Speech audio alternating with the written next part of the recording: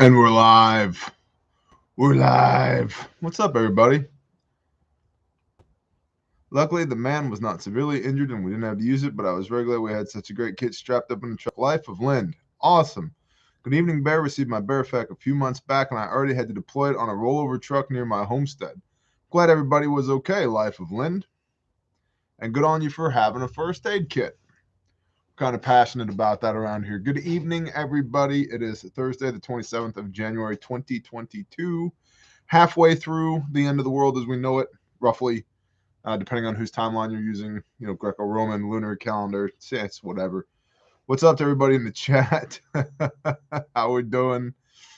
Old Spice is here. Double Tapping Hillbilly. Hey, Double Tapping Hillbilly, did you send me more things? Because things showed up that are inexplicable. Oh, man. Post-nasal drip. If you're not into loogies, it's not the show for you. Real person, not an actor, not faking it on camera. Holy crap, my country woke up, and no joke, Canada's pissed. JV. Yeah, there's a bunch of pissed off Canadians up there. They're pretty upset about all the jabby pokes, thanks for all you and your team do. Life of Lynn, bless you. Medic Mouse, shalom, brother. Bert's Music, what's going on? So, for those who don't know, it's Thirsty Thursday. We hang out. We do a little bit of live Q&A. If you have your questions, please put them in all caps in the chat. That's a good way for me to see them. If it's a super chat, I'll definitely see it. But you don't feel like you have to super chat. We appreciate those, but you don't have to do that. Shalom, J. Johns. The people with the blue wrenches. Those are the pros at the show. Those are the moderators here at the channel. And so respect the blue wrenches. They will schwack you. That is their job. Chad Netherton, shalom, brother. Best hair in the Bear Nation. Well, we're having a best hair off currently between Hans Hamann and Chad Netherton. It's, go to bestbearhair.com to vote now. Todd at YouTube must be off tonight. I actually got a live stream notification. Project 5P, roger that. So if you have questions, put it in the comments. Indiana Constitutional Patriots. I have more supplies for Kentucky. I couldn't fit last trip. Are they receiving more? Admin at grindstoneministries.com is the place to direct that question because, frankly, I don't know the answer to that currently. The warehouses were full in all of Western Kentucky as of a week ago. I don't currently know. But yeah, hit up admin at grindstoneministries.com, please. Do you feel like debt freedom is the cornerstone of preparedness?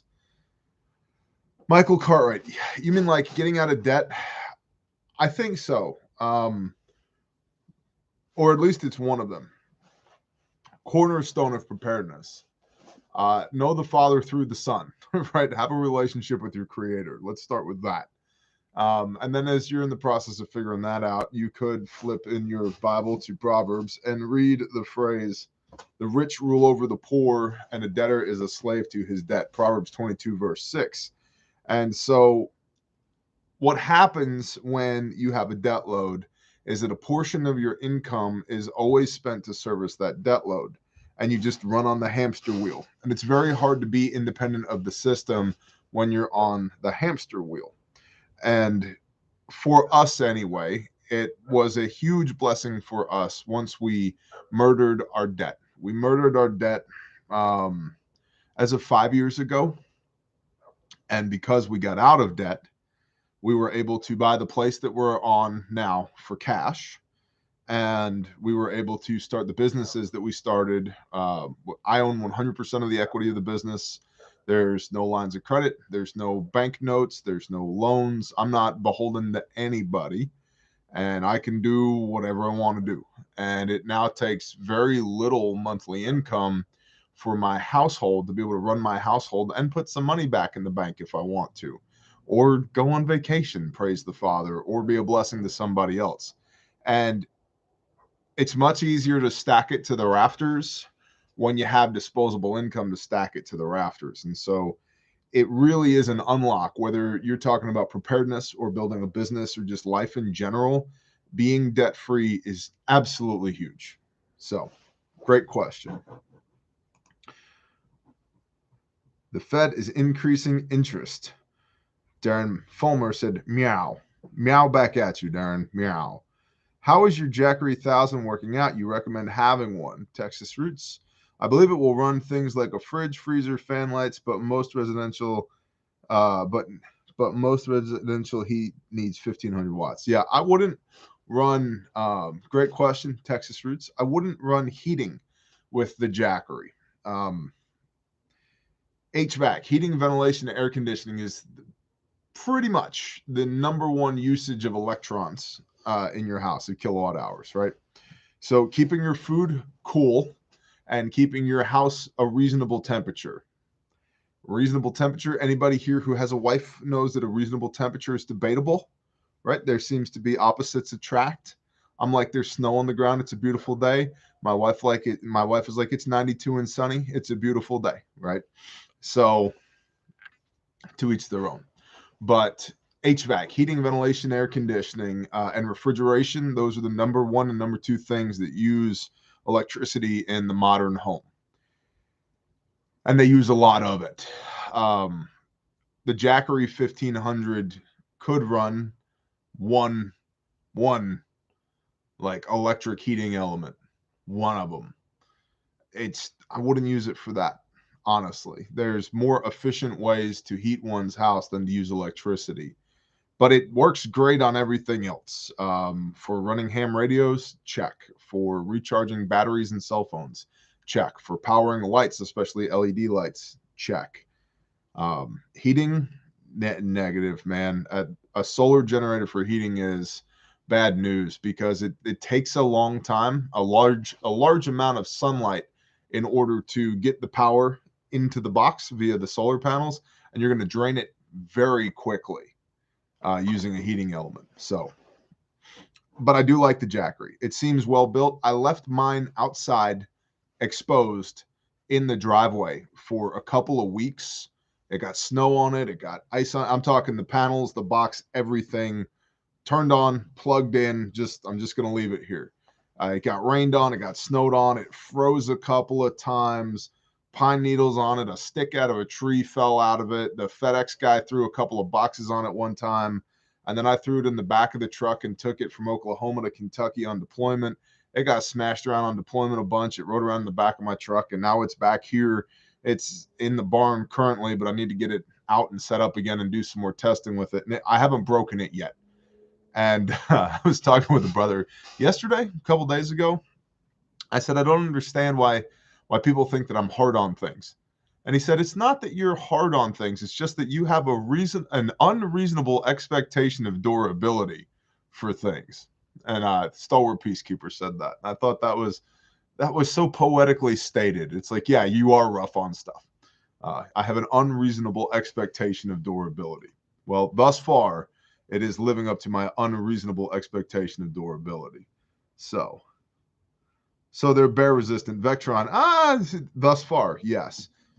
But here's the thing. How much hard use do you give a solar panel?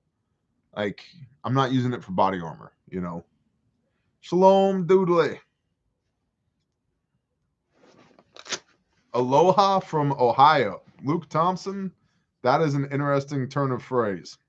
I was not expecting from Ohio in that. When is the EMP, Bear? Probably not anytime soon. EMPs are one of those things that are possible, but not likely. Pastor Joe Fox, Viking Preparedness, was recently talking on one of his Patreon videos. I don't remember which one. It might have been for the Jarls and Berserkers. It might have been for the general population, talking about how EMPs are the retaliation for an EMP is nuclear war.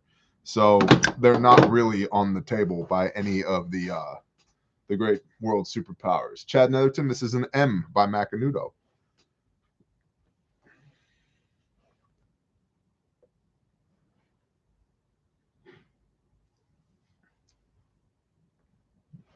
What are your thoughts on the situation in Ukraine? Oh man, I'm almost tired of talking about the situation in Ukraine. I think that Russia needs to shit or get off the pot. I've been discussing Ukraine pretty much every brief that we've been doing here lately, the last few weeks. Russia is amassing BTGs, battalion tactical groups, around Ukraine and in Belarus and in Moldova. They have 6 ships in the Black Sea. They have another 26 ships from the Baltic Fleet, the Northern Fleet, inbound to the Black Sea / the Sea of Azov, that area there. The belief is that they are looking to amass 100 BTGs or battalion tactical groups, somewhere around 120,000 men. And then when they go, they're going to go hard, and they will likely take Kiev. Then rather than the Dnieper River being their limit of advance, moving from east to west into Ukraine, they're very likely going to take all of it, but it remains to be seen. You also have NATO, the Harry S. Truman Carrier Strike Group is in the Mediterranean, which is right next door to the Black Sea and the Sea of Azov. And we've sending, 8,500 troops or so into our NATO allies in the region, in that area. We already had about, 8,000? I believe it was about 8,000 troops in Poland already. U.S. troops in Poland, plus another 8,500 to 16,500, plus the 4,500 Marines in that carrier strike group. We were at 21,000 right there. And then Germany, anybody? Now, Germany itself is saying we don't want to get involved in the war, and that's fine, but the U.S. has a lot of people in Germany. And the United States is moving its chess pieces around on the board for serving as a backstop in the NATO countries around Ukraine, Belarus, that area. So I think they're going to go. I think Russia's going to go. I just don't know when. And nobody really knows when, although it's been posited that Russia is going to wait for the Olympics to be over in China. We talked about this yesterday. I think it was yesterday morning on the brief, so that Putin doesn't offend Xi by starting a war during the Olympics and stealing some of his thunder. It's all business as usual, man.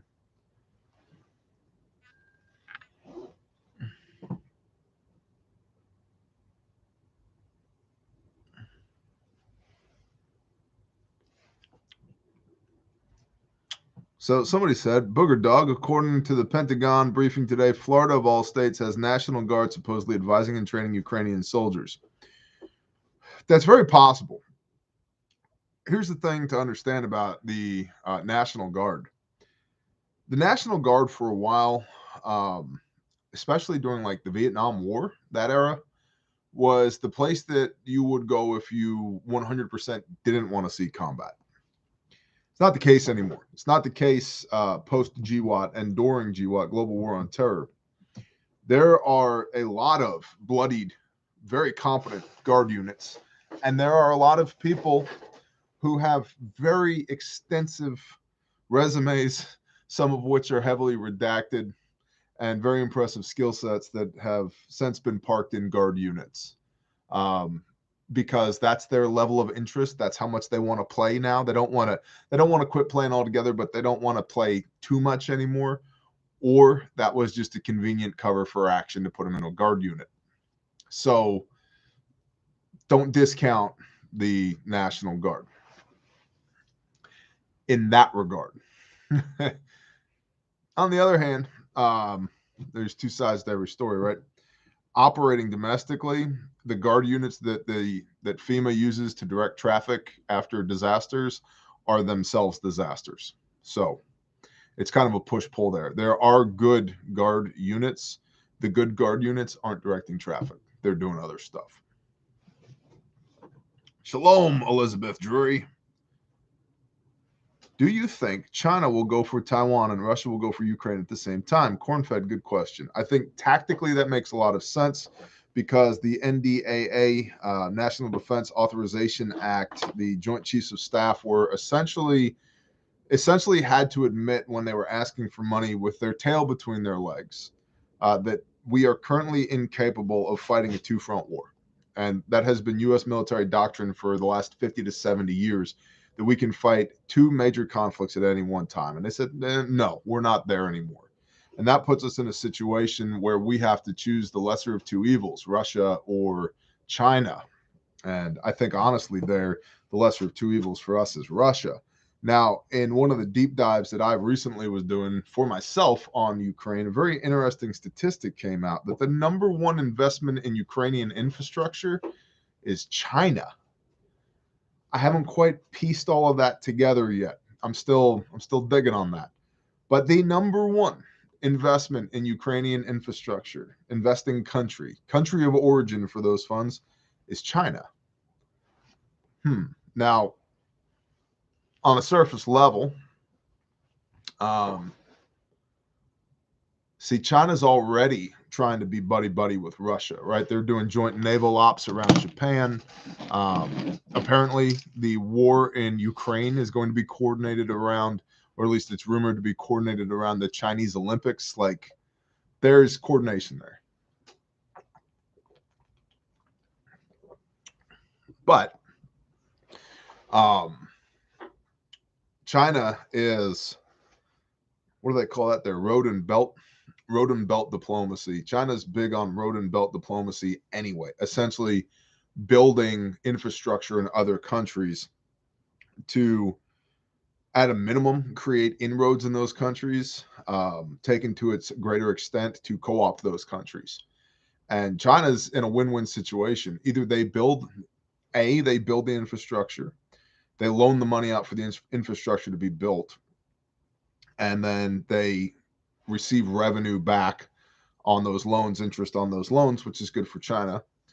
Or in many cases, because the terms of the loans are so egregious, the country where the infrastructure has been built, in this case, Ukraine, is unable to pay the loan back, which means they default on the loan. And now China becomes the owner of that infrastructure in that country, which now gives them a foothold into the country.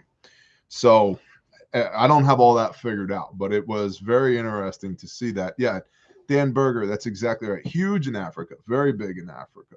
So, also number one investor in U.S. agriculture, real estate, timber, co-op is correct. Yep, Muddy Bottom Ranch. Yeah.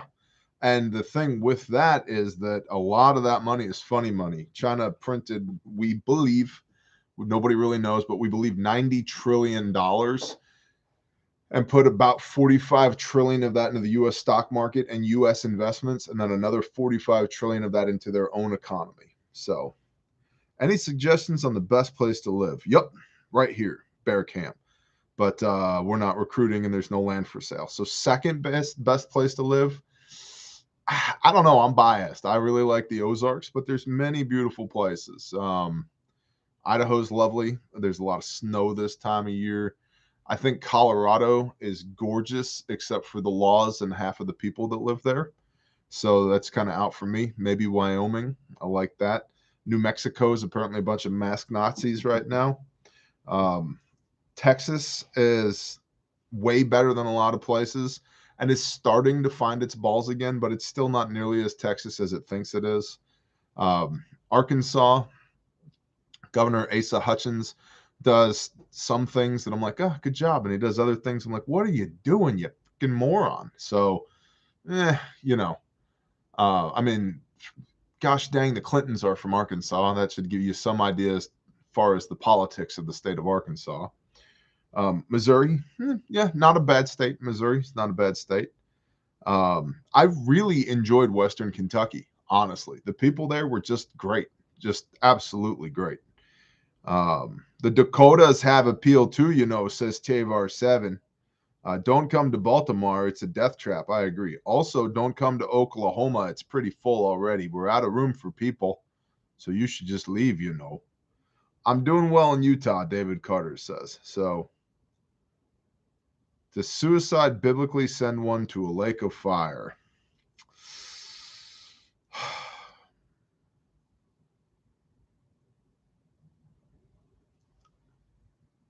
I don't know. The Father is all about the preservation of life. That's on the one hand.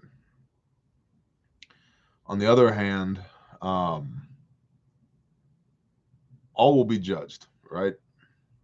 And all will be judged according to their works. And so, if you didn't know, You didn't know. And who knows what that person's heart condition was the moment before they died. If they were crying out to the Creator before they took their last breath, before they slipped away. I don't know.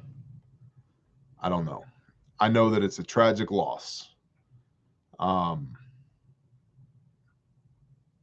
So I don't know. I don't have a good answer for that.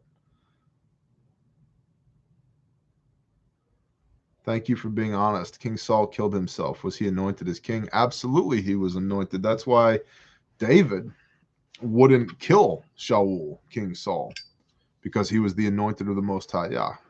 Jerry Samich, thank you for the $5 bill, dude. Is that a Norwegian cross on your, are you Norwegian? Norge?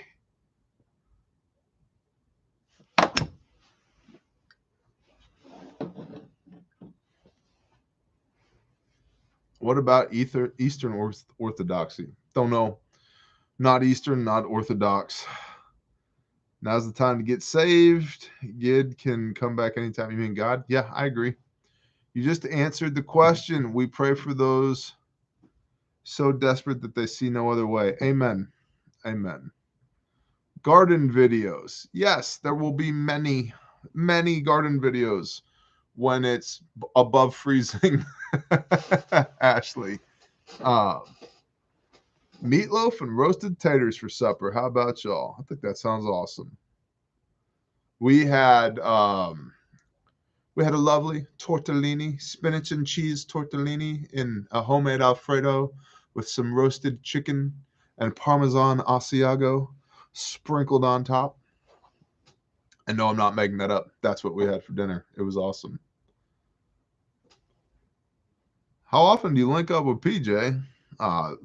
Well, let's see. It's somewhere around classified. Chicken salad. Nice. I believe my ex who took his life by poison was given that last chance. Amen, Raincat. Amen. Had a lovely cup of coffee for supper. Amen. I was thinking about coffee for supper, and then my post coffee is some 15-year Balvenie single barrel. It's amazing. Where are we at? Javier Suarez. Is it a sin and or wrong to want to take my family and move to another country? No, it's not a sin. Sin is transgression of the law. 1 John 3, verse 4. Are you breaking the Father's commands by moving your family from where things are bad to where things are good? Absolutely not. Again, the Father wants preservation of life. Now, if you have prayed to the Father and said, I need to move, am I allowed to move? And he said, no, son, stay where you are. Then yes, you are transgressing his word, which is sin. Just think about Adam and Eve in the garden. Hey, don't do that. Yes, sir. Sounds good. Oops, we did that. That's sin, right? So you're transgressing the word of Yah. So if he said stay and you go, then that's sin. If he said go and you stay, then that is sin. But if he hasn't given you a word in either direction and you're preserving life and you're protecting your family, that's not sin at all. That's what the Father's all about. He killed himself for you to preserve your life. He's all about the preservation of life. Brian Wade, bless you. Thank you. Who'd that be? Not one more inch. Hey, great Patreon video on caches this week. Awesome content as always. More people need to subscribe to your Patreon channel. Definitely worth $5 a month. Thank you, Not One More Inch. I appreciate that. TRW, what's up, man? Keep up the good work. I appreciate the time and effort you and yours do. Thank you. I appreciate you, TRW. You've been here a long time, TRW. Cornbread, waffles, and chili on top. That sounds good. What's the best hand crank phone charger? I have no idea. I had a one of those like cheap Chinesian ones, and the crank broke off of it, and then it turned into a wheel chock. Great man prepping. Good evening. Trying to do a lot of clean eating moving forward this year. Praise Yah. Agreed. The unforgivable sin is the blasphemy of the Spirit. That's exactly right. Peep the finesse. That's exactly right. Mark Ivy, what's going on? Mark Ivy rocks. Jesus was killed, murdered. Yeah, it was murder. It was murder. Murder is a condition of the heart. Let your stay be stay and your go be go. Good evening, Badger. Hey Bear, how's it going down there with the cleanup from the tornado? So we've done everything that we can do in Kentucky for the time being. See, there's two phases to any relief effort. There's relief and recovery. And relief is the immediate portion, like food, water, shelter, fuel, heat, clothes, medicines, acute medical needs, that stuff. And that in the county and a half that we were working in has all been met. Praise the Father. In fact, it was an absolutely awesome thing to see. A great effort. Great effort. The recovery effort is what comes next, and that's the rebuilding portion. And we are hoping to, if the Father allows us to, have our hand in some of the recovery portion for some people that like literally lost everything. And if the Father provides for that, then we will do so. If he doesn't, he doesn't. And I have to acquiesce to his will, not mine in that regard. But where we were at, Benton, Kentucky area, there's still lots of damage. There's still lots of debris. But the people needs are all, I mean, they're all met.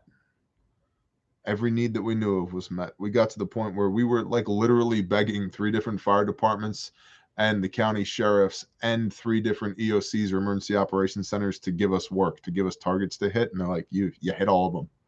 You guys killed it. You did great. Go home. So would you suggest a move if the area I find myself isn't about being prepared, or do I take what I have and hunker down? Man, Vex Hornady, that's a tough question. If the area you are in, is not conducive to preparedness and you have the capability of moving, I would go to a better location rather than stay in a worse one. So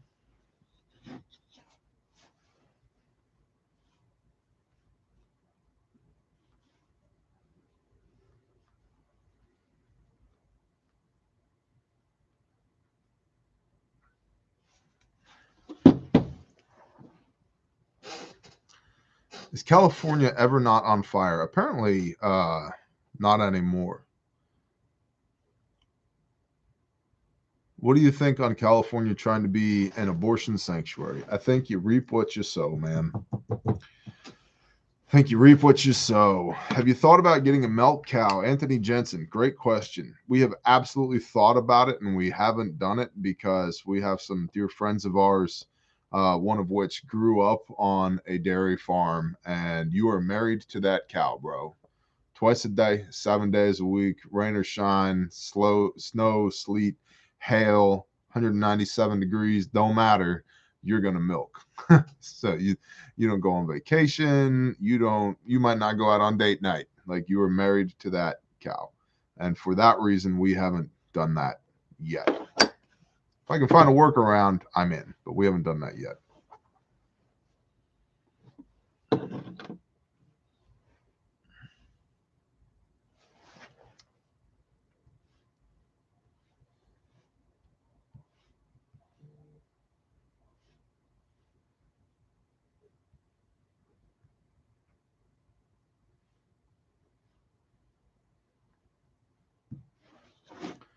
Please explain murder is a condition of the heart.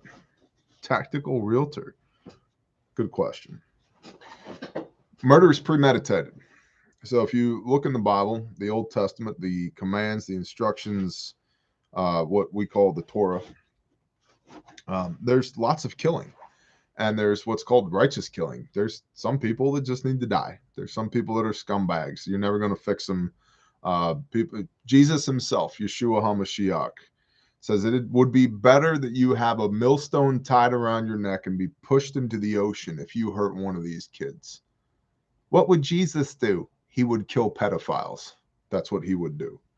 Right? So there's some things where it's just, we just don't need to talk about it. Like, that's it, to the rock pile. Right? So then that's not murder. Murder stems from covetousness. Murder stems from, it's a heart condition. You want another man's land or another man's wife or another man's money or another man's car or another man's power or influence or whatever. And so it begins in your mind, and then it corrupts your heart, and then it follows from your mind to your heart to your hands. And then you end up killing that person, and it's not a righteous killing. So when you kill somebody unrighteously because of a poor heart condition, that's murder. And murder is unacceptable. Murder is thou shalt not murder. It does not say thou shalt not kill in Exodus 20. It says thou shalt not murder. What are your, somebody said, what is your opinion on the Apocrypha? Great question, Constitutional Homestead. I have many copies of the Apocrypha. I like this one right here. Can I get to it? I have a stack of books that would make a librarian jealous right here.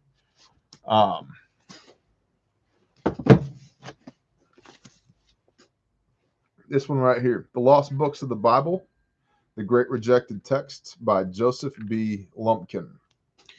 The thing to understand with the Apocrypha is there's certain of the books that are in there that are very well documented, that there's thousands, if not tens of thousands of complete and fragmented texts that we know that there's validity to those texts. You know, somebody brought up Eastern Orthodoxy. Well, we know in the Eastern Orthodox Church, for hundreds of years, they included the book of Enoch, or what's now referred to as First Enoch, in their canonical Bible. Their Bible had Enoch in it, right? Another way we can ascertain the veracity of a non-canonical text or the Apocrypha is, for example, the book of Jude in the Bible quotes directly from the book of Enoch. Good to go.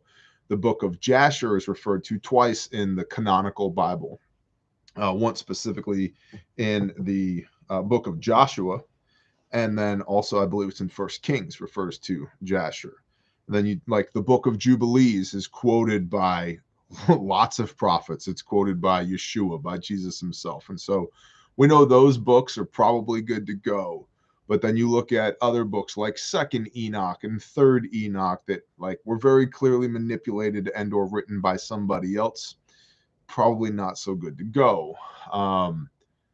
The book of Adam and Eve was written, a few hundred years before the time of Yeshua, not by Adam and Eve. And so while they're interesting and they can certainly show us what these scribes may have been thinking or feeling or teaching, and or record some of what the oral traditions around Adam and Eve, for example, were, that doesn't necessarily make it God-breathed scripture. But my benchmark there is, if it doesn't contradict the Bible and it does not add to or take away from the Bible, then we're good to go. Hey, it's the Borosaurus Rex. Shalom, brother. Hey, it's Mark Chase. Shalom, brother. If it does not add or take away from the word, you're good to go, because that's the benchmark. Do not add or take away from the word of this Torah. And that's actually reiterated in Revelation 22, the last chapter of the last book of the Bible. You know, he who adds to this word will have these plagues added to him, and he who takes away from this word will have his name taken away from the book of life.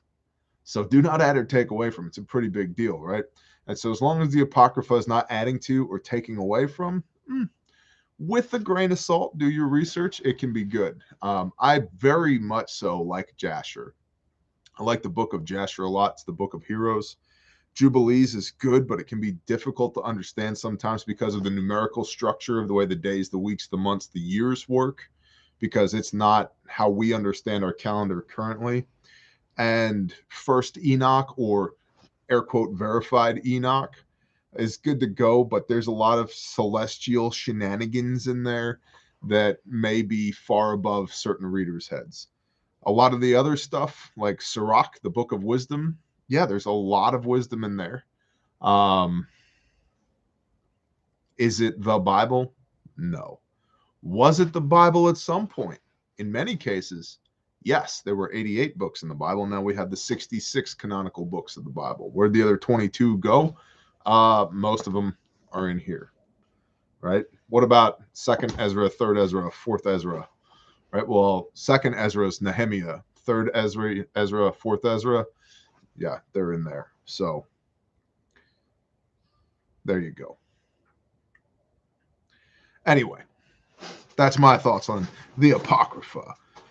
Been watching for a while. I'm finally interested in exploring faith. Besides the Bible, do you have any suggestions for early reading?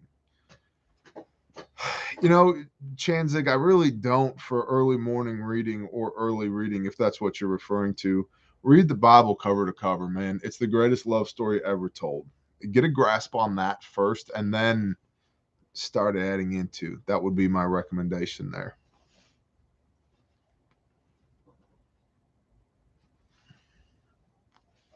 Josh Mansfield, Waco classes should be up tomorrow.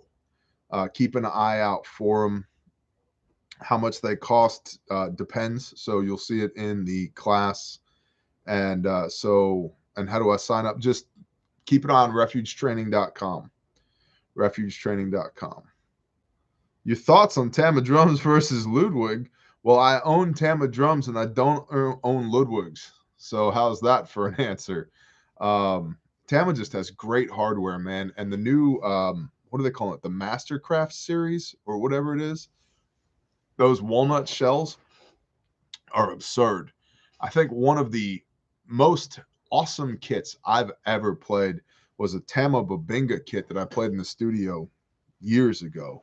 And it just, oh my gosh, it was awesome. It was like buttery smooth, but still like slap you in the face attack with every note. Oh, it was awesome. It's a beautiful kit. And Tama makes beautiful drums. They're gorgeous. Now, Ludwig, they make good, solid drums, right? But their hardware is a little clunky, and I don't think they just sound as good as Tama's. Even the low-end Tamas are still excellent drums. Thoughts on ATF raid on force reset triggers? Well, I guess, hey, let's have this conversation, Bear Nation.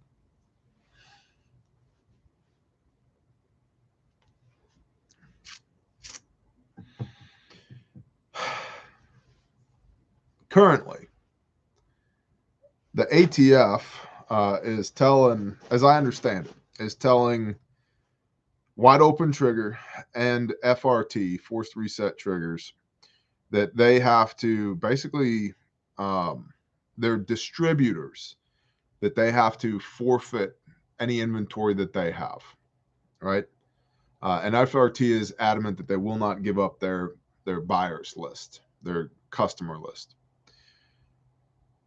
I don't know if Wide Open Trigger has any customers, whether they sold any or if the injunction by FRT, which is a whole nother story, was put in place by that judge on behalf of FRT before they ever sold any product.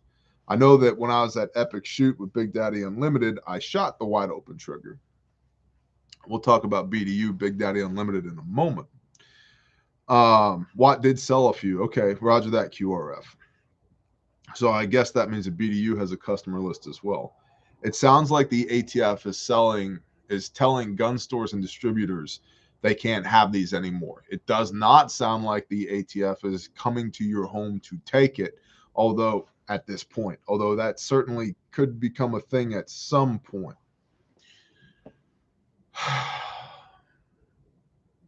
The ATF is a bunch of unelected bureaucrats that are trying to create legislation by decree, and I'm no fan in that regard.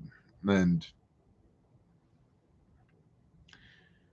I think that people should let them know, read between the lines here, just how upset they are about that. And I don't think you get to take anything from me that's not actually illegal. Okay? Okay. Read between the lines there. Now, let's talk about the wide open trigger versus FRT. It is my understanding that the FRT came out first and that wide open trigger, per the findings of a judge, federal judge here recently, the wide open trigger infringes upon the patents from FRT. And there's now a full injunction in place on Wide Open Trigger to cease and desist. No more manufacturing, no more distribution, no more marketing, no more sales, no more nothing until I believe August of 2024. Don't quote me on that. Somewhere in 2024, they have their next court date. And so judges put a full stop to the operations of Wide Open Trigger for the time being, because the judge believes strongly enough that there has been patent infringement there that he's issued this injunction. Now, the owner of FRT has said that he reached out to Wide Open Triggers. Big Daddy Unlimited does business as Wide Open Triggers, whatever that corporate legal structure works out to, and said, hey, listen, BDU, don't do this. We don't need to do this. We want you to sell our trigger. And paraphrasing the words of FRT, paraphrasing the words of BDU, they said, nah, we're going to do it anyway. And then they did. And so then FRT sued BDU. Where this gets hairy for me is I have gotten a bunch of people who have reached out to me in regard to the shady business dealings of Big Daddy Unlimited. And they have said to me, hey, Bear, don't you work for Survival Dispatch? Interesting turn of phrase. I don't work for them. I'm a contributor to them. And truth be told, they pay me a small stipend for that contribution. But I don't work for anybody. I work with people occasionally. But yes, I was, keyword was, affiliated with Survival Dispatch, which is owned by Big Daddy Unlimited. And I called my guy at Survival Dispatch and I said, what the HE double hockey sticks? What the hell is going on with this bullshit that I'm hearing about Wide Open Trigger versus FRT? And to his credit, he was very polite. He didn't beat around the bush. He also didn't give me an answer that I was comfortable with. And so I told him that my concern was that BDU's reputation is fading fast in the gun community, and I don't need their bad reputation sullying my good reputation. So it's not good for me to be associated with them. So I'm not going to be associated with them. So at this time, there's one more bear video that'll post on Survival Dispatch, and then at least for the time being, we're done. And the Survival Dispatch guys, honestly, those are good guys. Thank you, Gray Man Prepping. Thank you very much. Survival Dispatch, those are good guys, but they're owned by BDU, Big Daddy Unlimited, and the business actions of BDU give me enough reason for concern that we're at least going to press pause on our interactions with them. So, yeah, that's what all that's about. And thank you again, Gray Man Prepping. Thank you very much.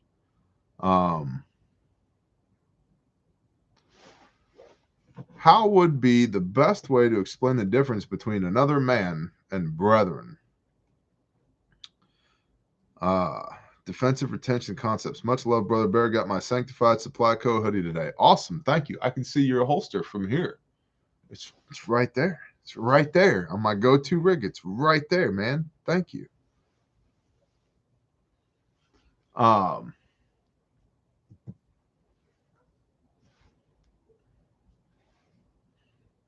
What's your favorite chainsaw setup? I can't really answer that right now because I've got a Patreon video that's just about to drop about chainsaws, and I don't want to steal the thunder there.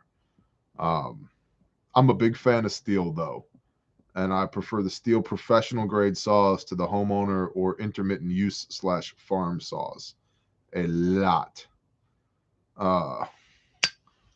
Bug out dirt bike. Which one should I buy? Should it be Enduro? I have no idea. I know nothing about dirt bikes.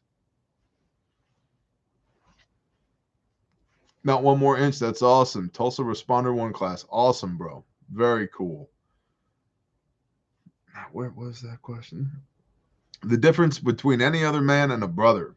Okay, so a brother believes the way that you believe. A brother is willing to be reproved and instructed, and will reprove and instruct you. And a brother plays by the same set of rules that you do. A good example for this is, I believe it's Matthew 18. maybe Matthew 22, talking about rebuking a brother, and a brother receives a rebuke. And if you rebuke that brother and they receive it, you have gained a brother. This is the words of Messiah. If they don't, you go to him with the second witness. And if they don't receive that, then that's not your brother anymore. Then Peter says, Master, how many times shall I forgive my brother? 7 times? And he says, no, 70 times 7 times. And that doesn't mean 490 times. At 491, you don't have to forgive him anymore. It's more of a euphemism. You forgive him as many times as you need to, understanding based upon the previous passage that a brother is somebody who accepts reproof and instruction and conducts themselves accordingly. A brother for me is somebody that I would trust my life to. I would trust my wife to. I'm not afraid of them being around my wife. They're just not some other dude off the street, right? So, fighting preparedness, shalom, brother. There you go. That's a brother right there. Somebody you can trust with your life and your wife. That's a brother. Any other dude off the street? Not so much. Any thoughts on how big Bear Nation has grown? Man, that's a great question. Well, first and foremost, it's incredible to me. I never set out for this channel to be this big. You always think, man, it would be cool if, one day I hit 10,000 subscribers. Man, that would be crazy, right? And then 50, and then 100, and we're at 141,000 right now, and it just keeps growing. And that's, you don't want to get stuck in confirmation bias, but gosh dang, it feels good sometimes. Just go, man, that's cool that there's that many people that are like-minded, and it'd probably be more, except I kick a bunch of people out that really don't need to be here. It helps keep the blood pure, if you will. We've gotten myriad accounts from people, one of which I like a lot. There was a guy walking out of a grocery store and another guy walking in, and the guy walking in was wearing a Bear shirt. And the guy walking out stopped him and he said, hey, do you know Bear? And the guy goes, yeah, I know Bear. And he goes, good. Do you know Jesus? And the other guy goes, yeah, I do. And he goes, good. That's really important to Bear. And just walked away. I'm like, man, that's cool, right? It's a good thing to be known for. There's another guy at the grocery store. Family had moved into an area, strategically relocated. Joel Skousen, I believe, strategic relocation. And they had strategically relocated, didn't know anybody, and they'd been praying to the Father, hey, Father, please, we need some people. And so they're walking out of the grocery store, and the truck that's parked next to them, I believe, let me remember this story to the best of my ability. The truck that's parked next to him has a Bear sticker on the back of it. And they're like, oh, a Bear sticker. And as they're standing there looking at it, the guy that owned the truck comes out and they're like, hey, do you like Bear? And he's like, yeah. Do y'all like Bear? And they're like, yeah. And he goes, what's your favorite video? And they start exchanging bona fides on Bear videos. And they're like, okay, yeah, they're both on the up and up. And long story short, they immediately found a mag of 3 other families in this new area because of a Bear sticker on the back of a truck. And so stories like that, those little anecdotal stories where, being a member of the Bear Nation has had a positive impact on somebody's life is very, very cool to me. And then, if it was not for the Bear Nation, we would have never gotten Refuge Medical off of the ground. There's 31 people that are still alive because of Refuge Medical. That's badass. And that's a pretty big deal, right? That's a pretty big deal. There's a lot of those cliches, like some people wonder whether or not, if their lives truly mattered. Insert public, sheriffs, firefighters, police officers never have to ask that question. You see those memes all the time. But very much so to that point, yeah, it matters. There's 31 people that are still alive because of Refuge Medical, and Refuge Medical got off the ground because of the Bear Nation. Grindstone Ministries got off the ground because of the Bear Nation. Man, that's badass. That's absolutely awesome. You guys know we have donated more than 4,000 Bibles. I mean, like by we, I don't mean me. I mean us, you and me. We've donated more than given away more than 4,000 copies of this, the scriptures right here. And check this out, because this is the coolest story. I got convicted a couple years ago that I needed to just start giving away copies of the scriptures. And I was like, so I looked up, what does it cost to get a case of scriptures? And it was $214.80. I'm like, man, Father, I don't have that. I don't have it. But if you put $214.80 into my hand, I will use it to do that. I will do that. We had a conversation about it. Your will be done. Amen.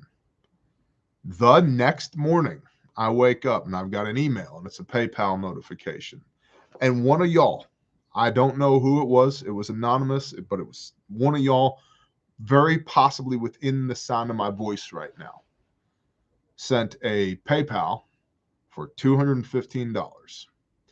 And the note attached to the bottom of it, of the PayPal, was, I don't know why I'm sending this to you, but you do. Dude, just waterworks. And I was like, all right, we're going to buy our first case of scriptures that we can start giving them away. And now, praise Yah, we buy scriptures by the pallet load. That's awesome, right? And like, that's another thing that has come about because of the Bear Nation and because of the Father. And so, you know, and we talk about the 4 quarters philosophy here. I'd rather have 4 quarters than 100 pennies. Well, we have 141,000 people and change that are here, but high value individuals. Bug out, Bob. Coincidence. Yeah, total coincidence, right? High value individuals. And when you look at what people who are bought in can do as a collective, it's really incredible. You know, thousands of Bibles, tens of thousands of man hours on site being the hands and feet of Messiah, hundreds of thousands of dollars raised towards emergency projects and disaster relief in Caleb House, whole nother story. 31 lives saved in 4 years. Y'all, this is 4 years we've been on YouTube. It's badass, man. The Father is just, we say it all the time around here. The Father is badass and he loves his kiddos. And I go to bed thankful every day. Even if I have just a terrible day, I go to bed thankful every day. It's kind of like the story of Job. I was talking about this with a brother recently. This sucks. Praise Yah, right? Like, that's the story of Job in a nutshell. The boss is tall. Amen. 31 and counting. Amen, Chad Netherton. So yeah, it's incredible to see the way this, you know, formerly little channel has grown to the point that Shaloha, brother, to the point that we're not little anymore. And that's kind of weird too. You know, I see these other channels reaching out for collaborations and I'm like, man, that guy's got a big channel. And I'll go and look and I'm like, oh, his channel's the same size our channel is. I guess, does that mean we have a big channel? Like, on the one hand, it feels like really big and massive. And on the other hand, it's like, I still remember when I was like, dude, we got 1,000 subscribers. What? So yeah. Anywho, I personally thank you, Bear, for getting back. Peep the finesse. Bless you, brother/sister. I don't know. I will not offend you by assuming your gender. How's that? The Lord carries you, man. Absolutely. Oklahoma survival. Shalom. I remember when it was less than 20K. Me too. Me too. What other questions we got? The Bible said you need to get vaccinated. You have a very strange interpretation of the word, sir. The Bible says there's a lot of people that are running around saying, I think it says in the Bible somewhere, that have no idea what it says in the Bible. Remember that Stay Survived? I can remember a time when you had to wait for 100 viewers to start a live stream. You remember that? What about goat's milk or all your sheep? Yes, we have all sheep.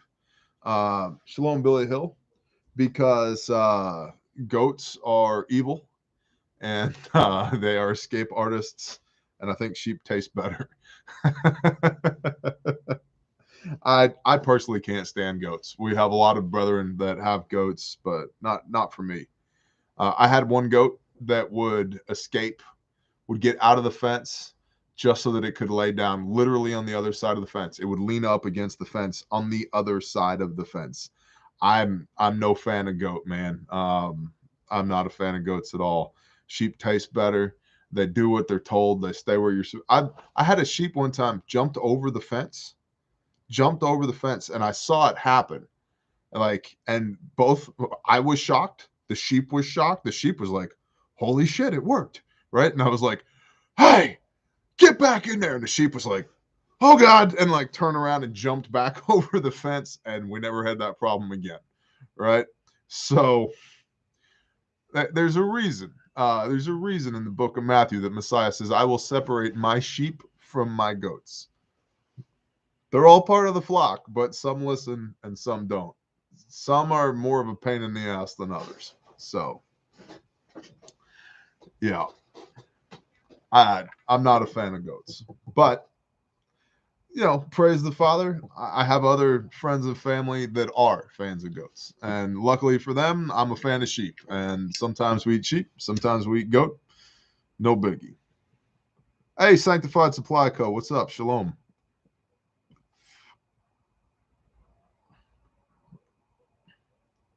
Goat cheese is awesome. Well, and allegedly you can milk the type of sheep that we have, but they have to be pregnant in order for that to work. And Shalom Kosher Dad, and they got to like you enough for you to get near them. And it's a whole thing. It's a whole thing. So it kind of gets back to like that question earlier. Have you thought about getting a milk cow? Totally thought about it. Just haven't pulled the trigger on it yet for reasons. This is an M by Macanudo, Chris Jasper. My neighbor had a pet goat until it climbed up the wrong person's truck. Yeah, dude. The UPS man one day, no lie, UPS man comes tearing down our driveway one day. And I'm like, what the hell is wrong with this guy? Side door opens and a goat gets kicked out. Our goat gets kicked out the side door of the UPS truck. While he was here delivering packages, the goat had gotten out and got into his UPS truck while he was out of it. He didn't know it was there. And he was a couple miles up the road before he realized the goat was in the back of the damn UPS truck eating packages. So, yeah, like goats versus sheep, I'll go with sheep, man.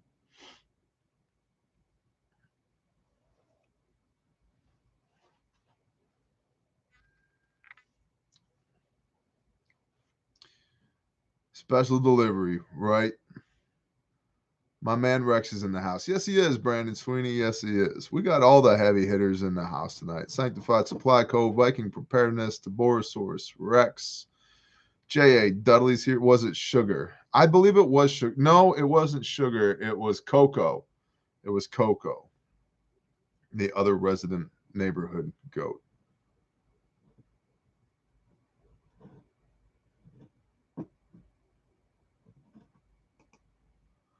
Wesley Curry, you have smoked too much crack this evening. I love how YouTube puts add moderator and hide user on this channel right next to each other. So it's kind of a crapshoot. When you right click on somebody, it's like you might make this crazy person gone forever, or you might put them in charge of your channel. Don't know. We're gonna see what happens. How good are your fine motor skills here? Thinking on building a DMR type rifle, AR-10-308 or Creedmoor. Can't decide, or maybe a Recce rifle. Man, Stay Survive. That's a lot of options right there. Philosophy of use, man. I think 308 is more than enough for what most people want to do. I also think 6.5 Creedmoor is cool enough and available enough to be viable as well in the same AR-10 platform. When it comes to DMR stuff, you're talking 5.56 or 308, and for shooting anything past 500, why 5.56? Why? You can get the bullet there, but it's not going to do much when it gets there, which now brings up the 308 versus 6.5 Creedmoor argument. If you're shooting inside of 900 meters ish, 308 is going to be just fine. 175 green Sierra Match Kings, 1,000, you're going to be just fine. Is 6.5 cool? Totally. Is it flatter shooting? Totally. Is it more expensive? Totally. Is it cool? Yeah, we mentioned that. It's cool. Totally. So, go where the spirit leads on that. But I like 308. The other thing I like about 308, it is a NATO caliber, man. It's a NATO caliber. And for all the reasons. If you find yourself engaged in partisan things, 6.5 Creedmoor is going to be far less likely to be laying around than 7.62 by 5.1 millimeter NATO.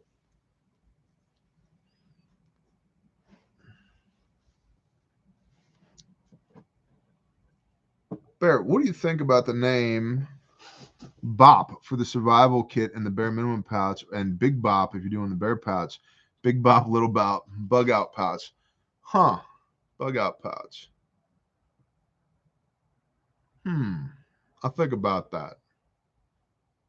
The Bop. The Bop. It's better than the name that it has now, because we actually started iterating on that prototype earlier today at the office, and it's literally named the Taft right now, which is an acronym for this effing thing, because we don't know what to name it.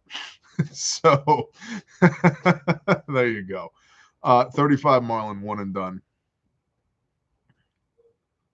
308 on a prairie dog is amazing. Yeah, that's a lot of energy on a little target. You know it. For spot of T303 British is my good sir. Yeah, roger that, Dragon Shield. Dragon Shield and I are just friendly stalking each other. 454 Kasul. There you go.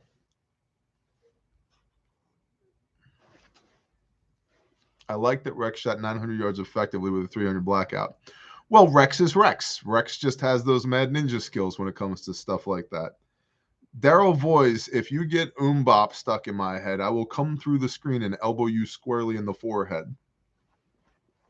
Actually, more like the jawbone. Foreheads are pretty hard. Then you can say Shabop Shabop. Negative, Swamp Donkey. See, now, here we go.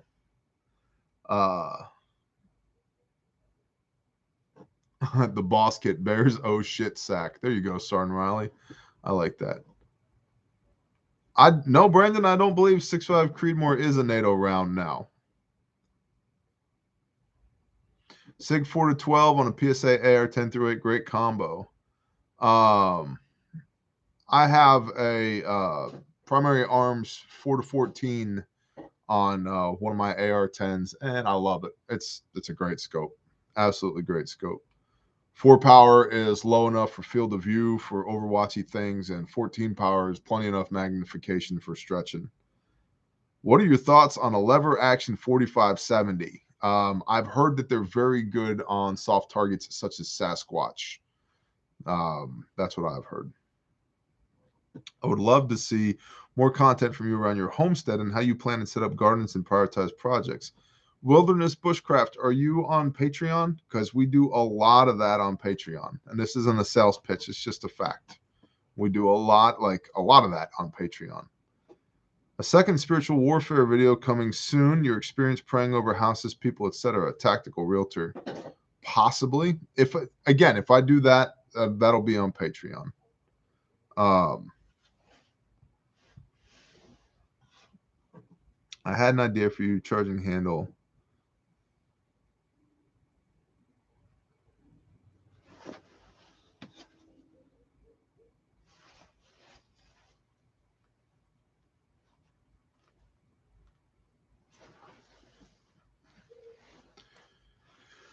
A little bit of intel coming in. What's up, James Morrell? Just remember 45 is the Lord's caliber.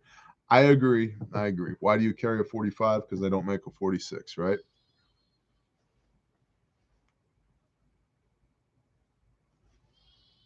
Kurt Son, bless you, man.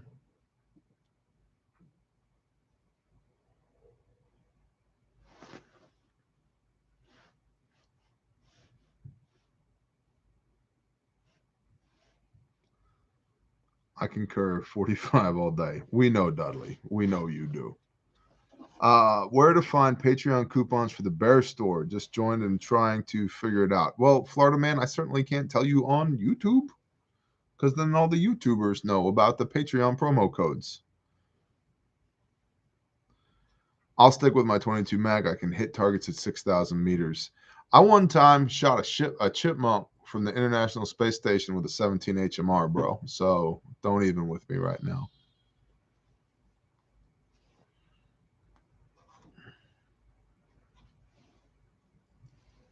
Have you seen the new SOCOM sniper rifles? Yes, I have. 3-barrel sand bolt. Yep, I have. I think caliber interchangeability. I'm not really sold on it. Which guy from Fellowship of the Ring would you be? Gimli, bro. I'm the world's tallest battle dwarf. Don't you know? I thought this was just like common understanding. Like, I'm the world's tallest battle dwarf. I literally, when I die, assuming that the traditional Christian concept of heaven were true, which it's not, but rather than peeing in everybody's Cheerios on that, we'll just skip right over that and say, okay, it's totally real. When I die and I stand in front of the Creator and he goes, well done, good and faithful servant. We've been waiting for you. I'm going to say, awesome. It's great to meet you. Your face is super shiny. I'm in awe right now. I'm crying happy tears. Where's my battle axe? I want to go slay some demons. Like, literally, if that could be my job when I shovel off this mortal coil and I am just pure light and energy, and they're like, Mr. Bearman, it's so good to see you again. We want to take you over here to staff and personnel and get you checked in. And what are you looking forward to doing? I'm like, I want an axe and I want to kill demons. That's what I want to do. So yeah, Gimli, I'm in. That makes me a short-haired Legolas. There you go. If you're a battle dwarf, what the heck are the rest of us? Midgets, man. You're midgets. A 12-gauge revolver. No, man. No. Just no. Sounds like a wonderful afterlife scenario. Yeah, that's not what happens in the afterlife, by the way. We will all be worshiping the Creator. So why wait? Well, Bob, there's these things called legalities. And if I just go attack things that look like demons with an axe, then you end up in places called penitentiaries. And it gets really weird. Then people are like, this crazy prepper guy, cult leader from the internet, attacked some dude with an axe, right? It gets weird. You're awesome, Bear. Canadians love you and the fantastic work you do for the Lord. Bless you, John. I respect the afterlife goals. Thank you, Death to the Wage Slave. Although a 10 millimeter is nice. My favorite 45 is Wilson Combat. Nice. But do you dual wield? Oh, absolutely. DPS all day. DPS all day. I'm not here to tank, bro. DPS all day.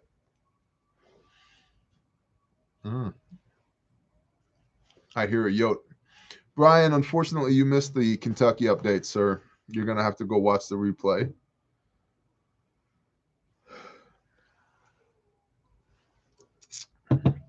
PvP Bear, PvP. All right, what other questions do we have? Crew, I love y'all. I enjoy hanging out with you. It's a good time. But let's see what value we can bring here other than bear engages in bad habits on television. 100-pound hail. Hell yeah, brother Gas.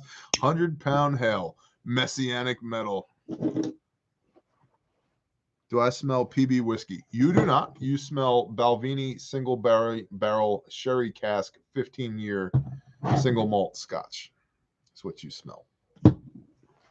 A glass of. Why did you start this channel in the first place? Oh, geez. Dominic kicked the hornet's nest. I started this channel because I thought there was some bad information out there.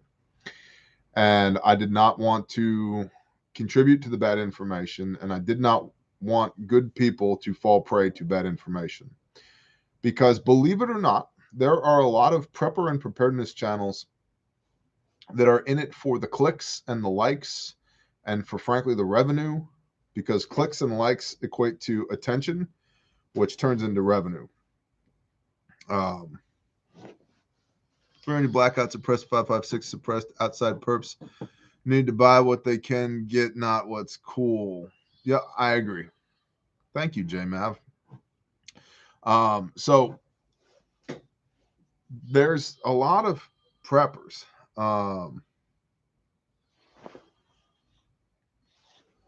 There's a lot of preppers that on YouTube anyway, that are in it for fun, or it's a hobby, or they're just creating content around the prepper concept to gain clicks and likes, mostly because that translates into revenue. I'm on the yeah, L. Williams, exactly. I'm on the other end of the spectrum. I was very quiet about what I did for a long time. I didn't talk to people, let alone talk to people about sensitive subjects like this. And I didn't talk to anybody about my faith at all. So we'll just take that, put that over here. I didn't talk to anybody. And every one of you, to the extent that you have found value in what we do here, needs to not thank me. You need to thank the Creator. You need to thank my wife, because my wife prayed to the Creator for a man that would talk to her. And I didn't talk to anybody, man. I didn't talk to anybody. I was an asshole. I didn't want anything to do with anybody else. I was done spending my blood, sweat, tears, time, and treasure on other people. I was done. And then I met my wife. And I learned how to talk again and how to be human again by talking to her and being human to her. And yeah, I'd like really just found my way back to humanity through my wife by the blessings of my Creator. And so I was very quiet about preparedness. And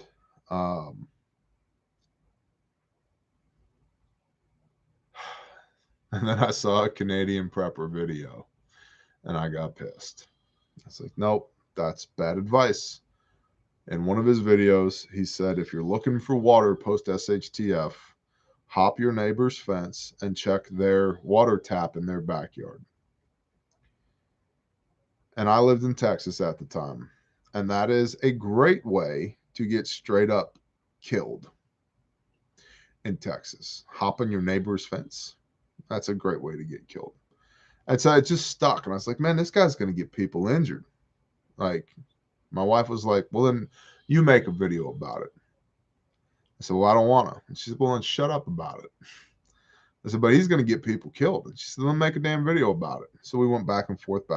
And I said, all right, I'll make a video about it. And my early content was terrible. It's just terrible. And in fact, one day my wife sat me down and she said, babe, we need to talk. I said, what's up? She goes, your videos. I said, yeah. She goes, they're terrible.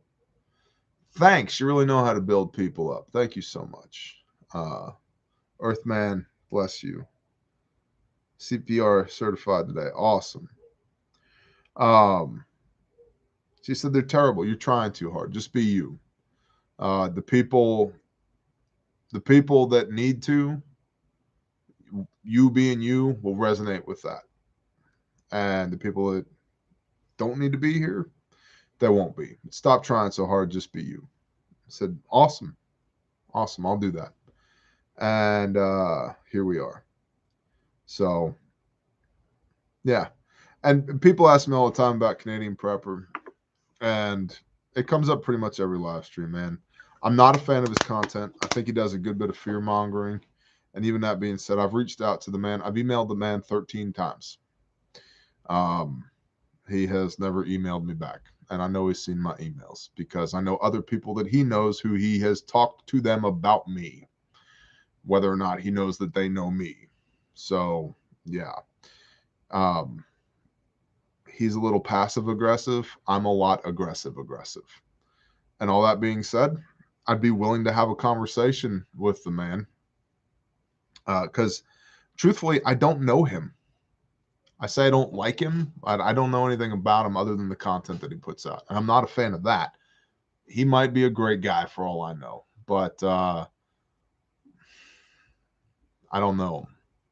So I've extended the offer multiple times to him. If he wants to chat, let's chat. Hasn't happened. So are your original videos still up? We can get the popcorn. Yeah, they are, man. Yeah, they are. We've done over 4,000 videos between YouTube and Patreon in the last 4 years. Now, again, people are like, you know, what do you think about the growth of the Bear Nation? Well, the Father has blessed it, but also, dude, let me restate that. In the last 4 years, we've done over 4,000 videos and live streams between YouTube and Patreon. Do you even work ethic, bro? Like, you just show up. Just show up. Do a good job, right? Like, how do you get ahead in life? Show up. Do a good job. He has a big ass store too. Yeah, he does. And I don't begrudge him his store one bit. I have a big ass store too. Like, I don't begrudge him that at all. And I'm all about capitalism. I'm just not into passive aggressiveness. I'm not into that. Your food storage videos changed my metrics about SHTF. Sam McKenzie, praise the Father, man. I'll tell you what, I started doing the math on that and I was like, gosh, I got to share this with some people because those are big numbers. That's right, Garen. Best content, worst production. I will never get a green screen. I promise you that.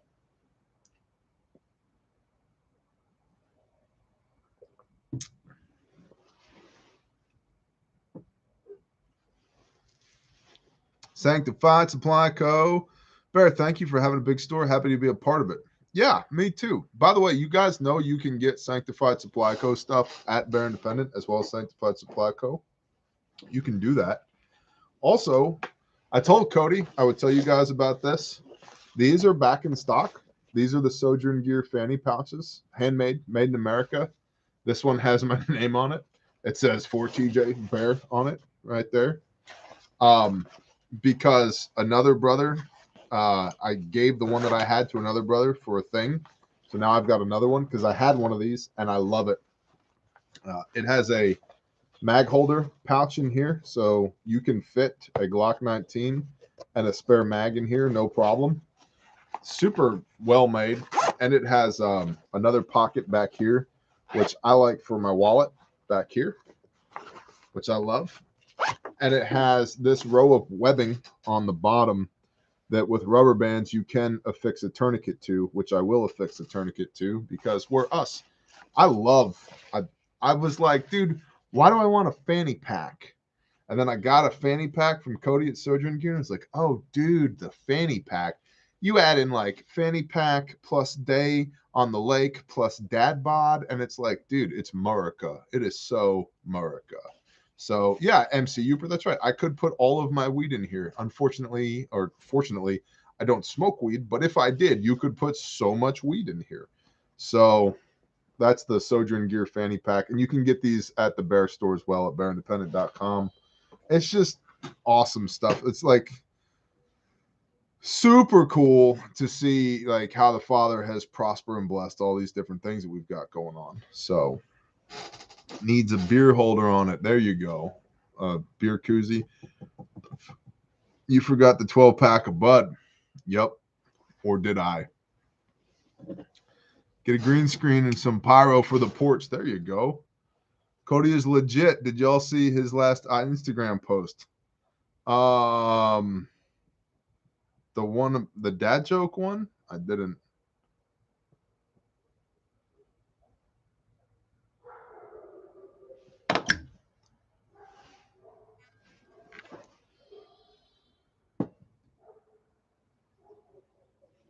Dean Wilson, I did not see your previous comments. Bear, do you buy crypto? I do not buy crypto. I'm not a fan of crypto. For me personally, I'm not saying it's wrong for you and your investment strategy, but I like tangible assets.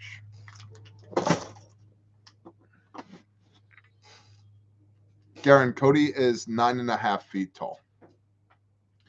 I don't know, 6, 7, maybe somewhere in there. Yeah. Tropical expat American salutes from Venezuela. Been warming up to your content last 3 to 4 months. It has been useful for post-lactic adventures. Novella in progress here. Well, Peter, that's interesting. Give credit where credit is due, sir. I'd love a mention in your book if possible. JMav, I love you in a non-gay way. Peeps need a caliber for where they live. I'm 200 to 400 yards, but they may need 3K. Love you, bro. Dude, I agree, man. I agree.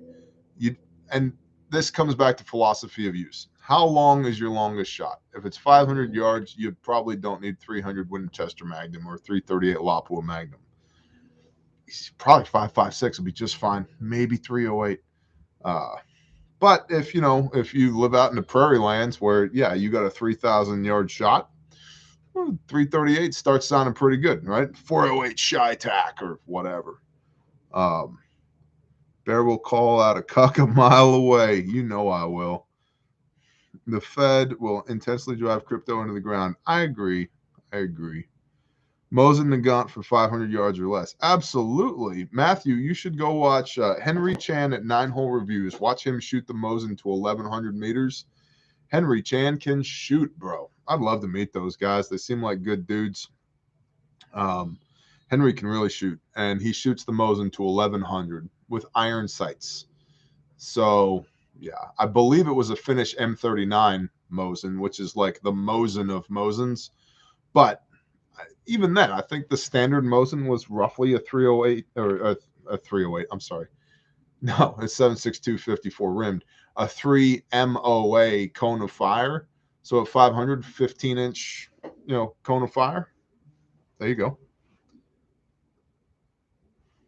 Did that rooster survive the bear? Oh, yeah. Don't even get me started on the rooster. If you're on Patreon, you should have watched this morning's Coffee Time with Bear for Rooster Talk. Good morning, or good evening, Arkansas living. Yeah, 9-Hole Reviews, Jimmy James. They're very good. I always speak very highly of them. Josh and Henry, they know what they're talking about. And they got a good vibe, man. They got their head screwed on straight. Does Taborosaurus have some impressive motives? I haven't seen Rex shooting a Mosin. I'll have to look that up. How long can they keep gold and silver down? I don't know, but let them keep it down. Buy as much of it down as you can. Take all of that coffee time this morning. Show me how to pray. Praise the Father, Apollo. Praise the Father. That's awesome. If gold and silver is down, buy as much of it as you can right now. Turn your crypto into gold and silver, man. Thoughts on brewing beer for trade after collapse? I think you should be brewing beer right now so that after a collapse, you're just really good at brewing beer. And then if you happen to trade some, so be it. But I think brewing beer and distilling spirits is a great skill set to have right now. Silver in hand is better than silver in stock. I agree. Wait, what if steel makes an AR? Oh, Andrew, I'm in, man. I'm in.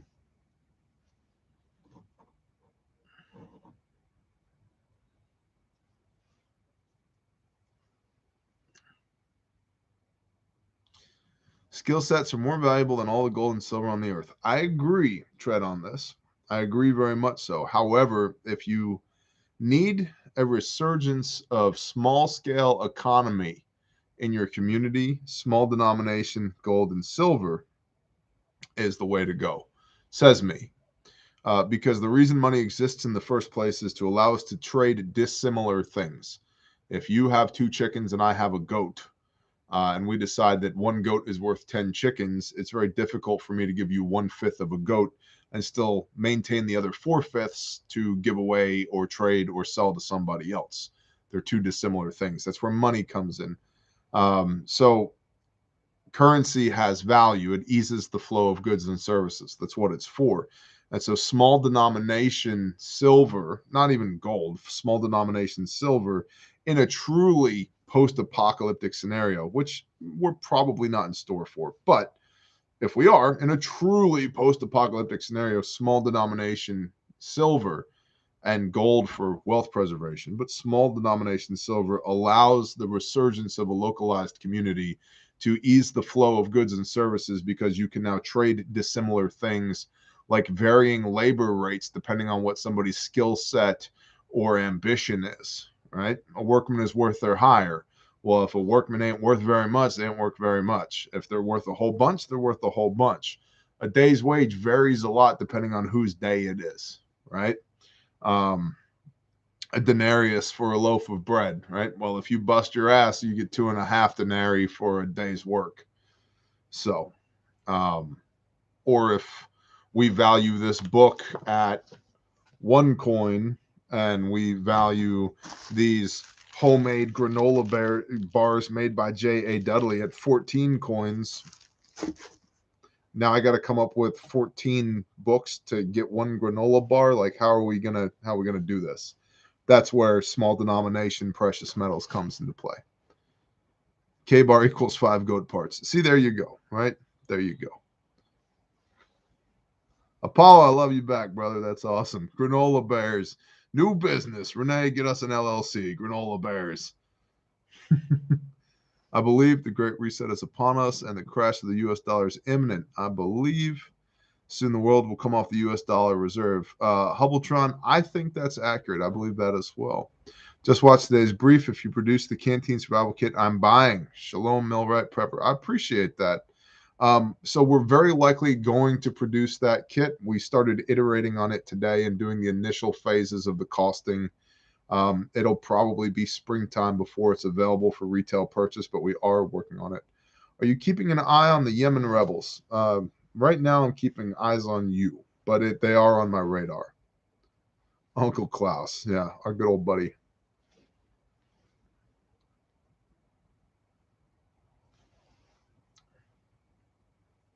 The new kit should be called the shit and get. I like that. Shalom, child of Yah.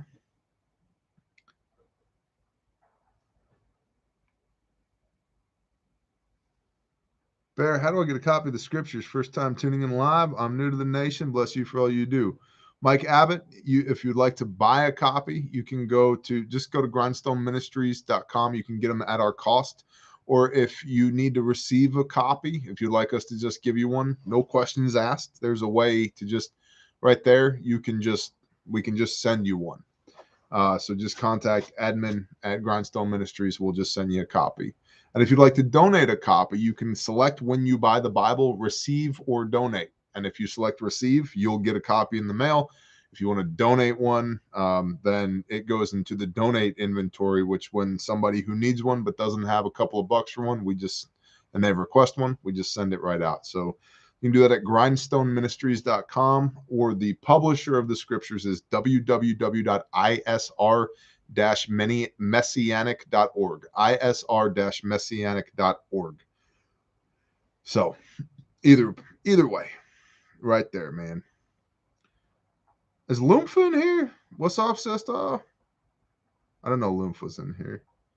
Lumph did like 19 live streams the other night. There's like a part 1, like a part 72, I think I saw part 456 this morning. Jose Gomez, bless you. Shalom, Sister Lumph. Shalom, Badger.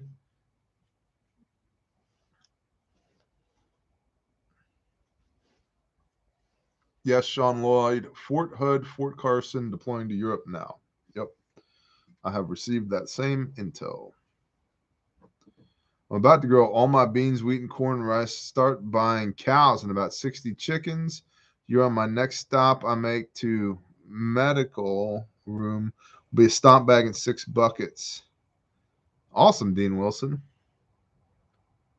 Copenhagen, 1992. I'm from Colorado, but work in Texas in the oil field. Been watching for about 2 years now. Keep up the great work. Thank you, Copenhagen. Long cut, wintergreen, I hope. Jeez. Technical difficulties, Baron Dependent. I understand. The technical issue was that Heath wasn't able to help me. Roger that. How is Tactically Torah, by the way? Rock Monkey said the country is being flooded with fake silver, even $50 coins. Learn how to test it. Yep. How do I deal with everyone? How do I deal with everyone me that just won't listen? Maybe you got the wrong people around you. There is one in Copenhagen, Sam McKenzie. That's funny. Bear, have you put this together yet? The unobtainable goals part of the Great Reset and all these COVID variants seems like NASA, the war on drugs, etc. I'm gonna QRF. Good question. I'm gonna save that comment maybe for a brief. Did I hear correctly that the gauze bucket may be going away? No. I love the fact that there's this incredible sense of urgency around the buckets right now, which there should be. What I said was I'm going to be doing a thing with the bucket. And if you want to get one, go ahead and get one now. Prosper, Texas, Marshall 1-3. Prosper, Texas, man. I remember when Prosper was just a little 2-lane road, tumbleweeds blowing all over the place, wild horses running up over the hills, one saloon, 2 spittoons, the good old days, man. Now it's all golf carts and 14-year-old girls in yoga pants with attitudes. That's crazy.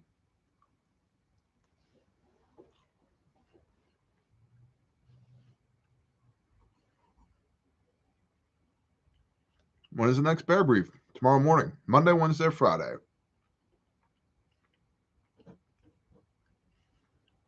Texas T, shalom, brother. Brother Bear, what's the name of the scope of the horseshoe of death that you have? Primary arms, 1 to 8 with the ACSS reticle. I love it. Absolutely love it. Thank you for the 20 spot, by the way.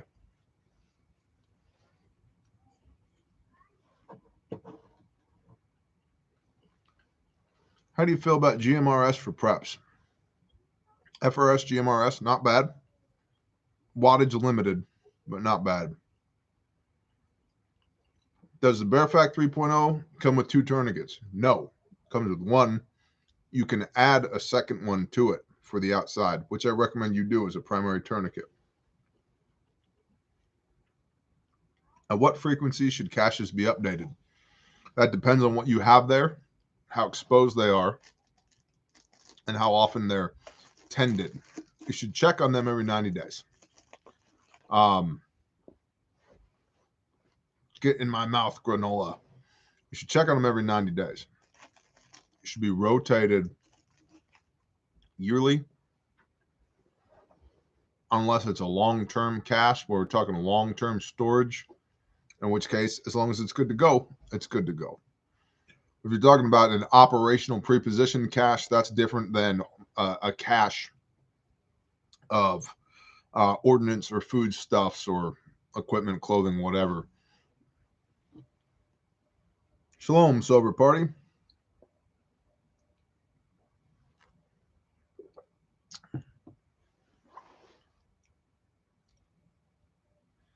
Jumpmaster Dan gets it. Sorry, was behind. Aaron Holt, you should be sorry. Freeze drying meat these days. Oh my gosh. Have you seen what one 7.5 ounce sirloin steak freeze dried costs?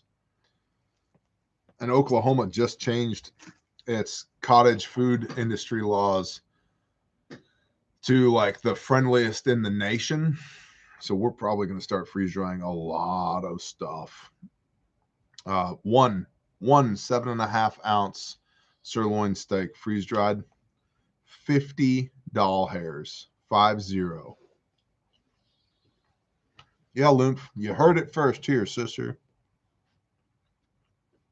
What is the bucket on your site? refugemedical.com, the wound care bucket. Let me see if I can find it. Oh, hello. Refugi medical.com. Okay. Please do for be clicking on medical first aid kits. Hello to my wife. Hello, wife. Hello. Did you have a night of ladies for good fun time? Copy, paste. I was gonna say, are you live streaming? Pasting, copy. Yes, I copy, pasting. Pasting, copying. Hi, y'all. You do so pretty. Thanks. You remind me of Vishnu. Oh no. You want to pull up a chair? I gotta feed the baby. Oh yeah, feed that baby, honey. Yeah, and then if you're still going on that. Okay. I love you. It's good to see you. Did you? You want to? Have you tried Dudley's granola bars? No. Well, when you're ready to try a granola bar, they're delicious. Okay. Okay. I'll be back, people. So, I'm sorry. Here is the bucket link. I am linking the bucket now in the chat. It is a bucket that is full of gauze, and it is very good if you are not full of blood. There you go. You got a baby? Yeah, it's a four-legged baby, not a two-legged baby.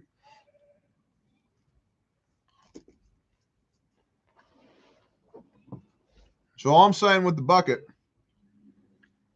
is if you want a very quick turnaround on the bucket now, get it now, because I'm gonna do a thing with the buckets,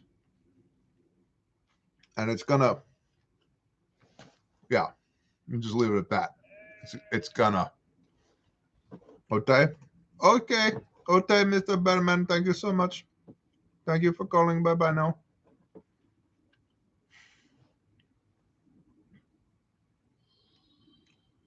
When did you link up with Amazon's customer service to sell your gear? Yeah, sorry, High Flyer. When I get to Arkansas, I'm opening the Garage Mahal. There you go. Hey, Barrett, I have a buddy that's on the SS Carl Vinson, and he sent me some wild footage from the drills they're doing. Send it, Jonathan Prime. Edmund the Bear Independent. Let's do it. Cody Cassidy. Bear, I love your Bear Fact, but as of now, I can't afford it. Could you do a low-budget video on an IFAC?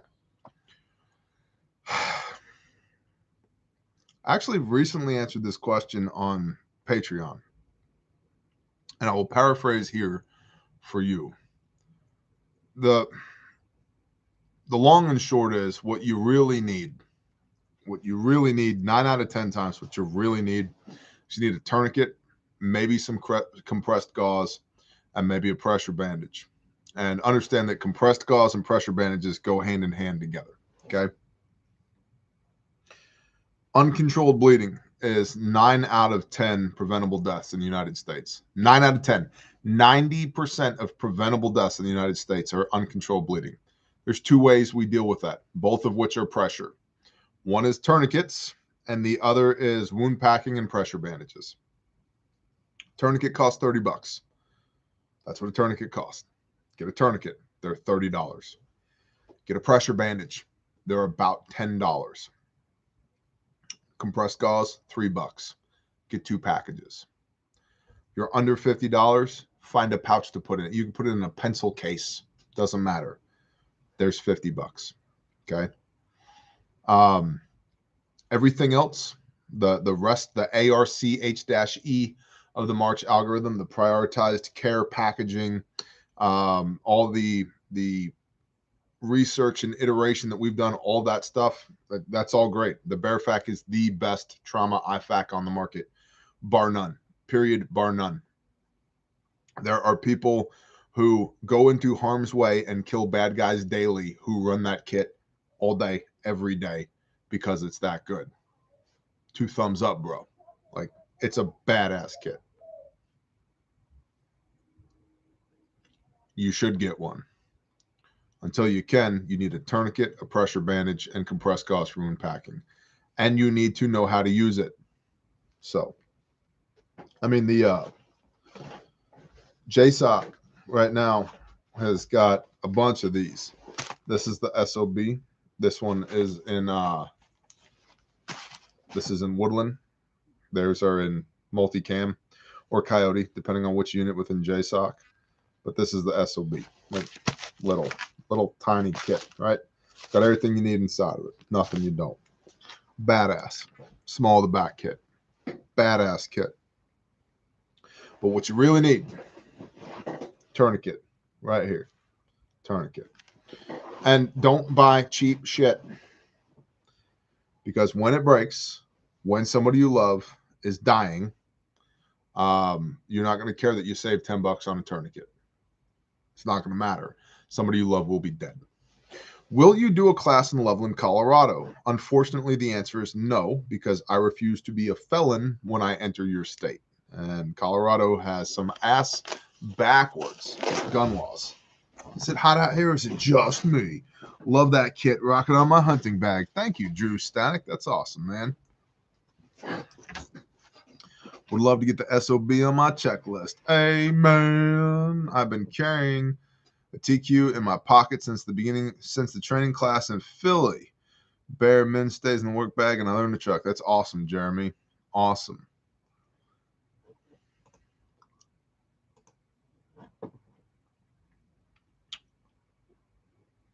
Thank you, Brandon Sweeney.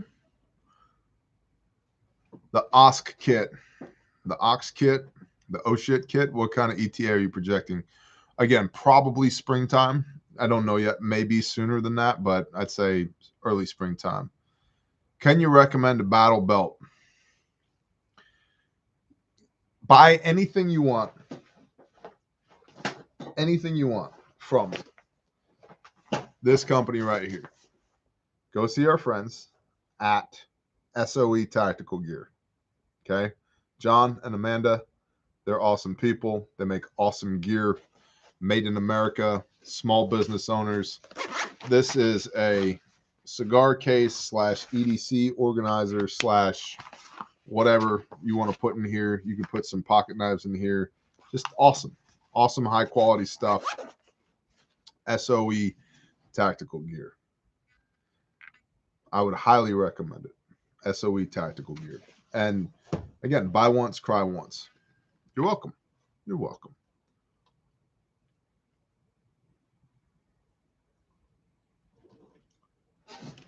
Camo Dad, Bear, you dropped a name the other day and I missed it. It was the guy that was the counselor therapist that had a channel. Dr. Trevor Wilkins, the Angry Viking therapist.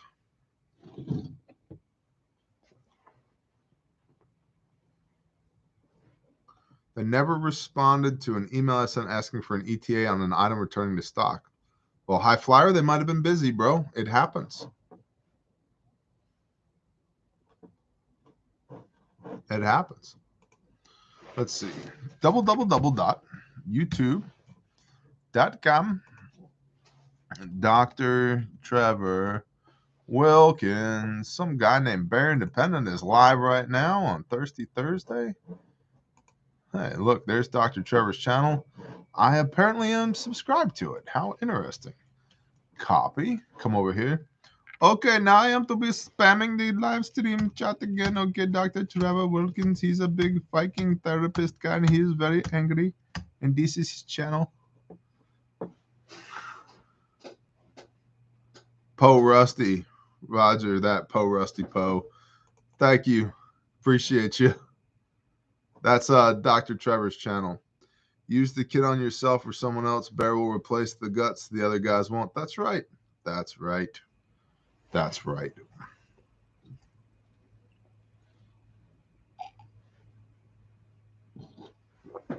That's right, Jimmy James. Hi, Bear. I'm John and Amanda's Canadian friend. Couldn't agree more with your medical comments. Thank you, Ed. I appreciate that. I'm in Colorado and the gun laws only suck around Denver. Well, I'm in Oklahoma and they don't suck anywhere. So, Vishnu is going to send you a rancid plate of chicken tikka. Well, check this out. I'm going to rebuke that shit in the name of Yeshua and it's going to disappear and murder Vishnu right between the eyes. Like that. Because I don't believe in false gods. So, good to go.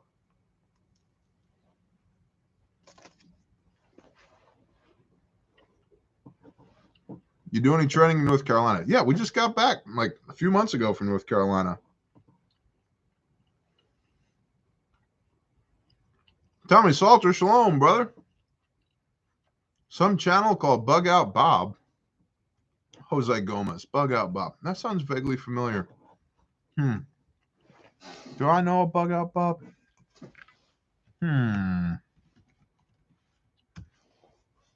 Bug Out Bob. Oh, hey, look, yeah, I know that guy. All right, 447 subscribers. Guys, let's get Bug Out Bob to $1,000 right now. This channel right here, brother and friend, Bug Out Bob. Let's get him to a grand. Let's do it.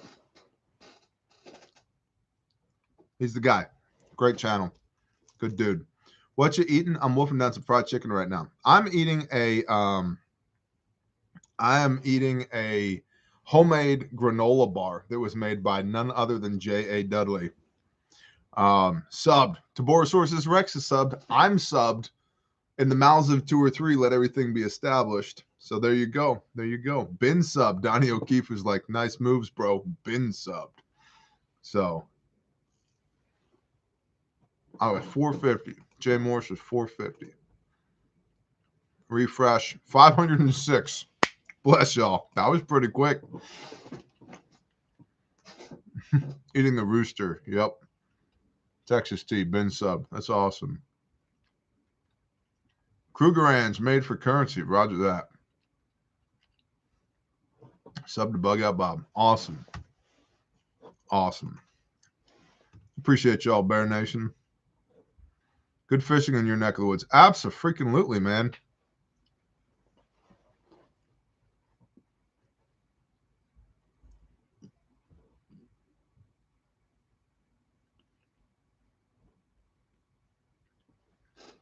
Collab with Magic Prepper. I just did a live stream with Magic like 3 weeks ago. We'll do more, but yeah. What is your favorite meal in the field? Meat over fire. Meat over fire. That's pretty much my favorite meal anywhere. If I'm operationally operating like an operator out of my rucksack, granola bars dipped in peanut butter, super easy, super good to go. Love it. Protein shake powder in water with instant coffee in it. Shake it up real good. Pound that. Vanilla flavored with coffee in it. Love that. Delicious. Coffee. That's not a meal. I also parboiled rice, hard cheese, and beef sausage, summer sausage. Get the rice mostly cooked. Cube up the cheese with your knife, a little bit of sausage, drop it in the pot, put the lid on it, spoon it out. It gets all like gooey, yummy, tasty, good to go, and it's super easy. And then if you're like, yeah, what's your favorite MRE? I really don't care. I think they're all pretty bland and subpar. Honestly, most of them, well, not most of them, about a third of them are unclean. But, you know, yay, Chili Mac. Like,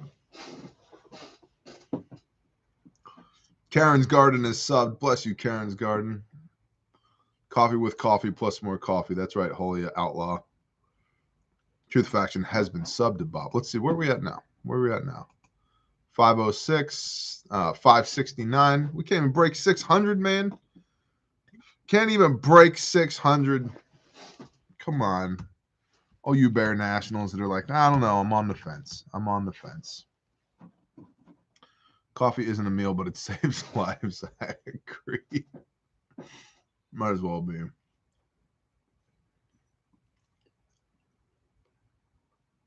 It was above that 640.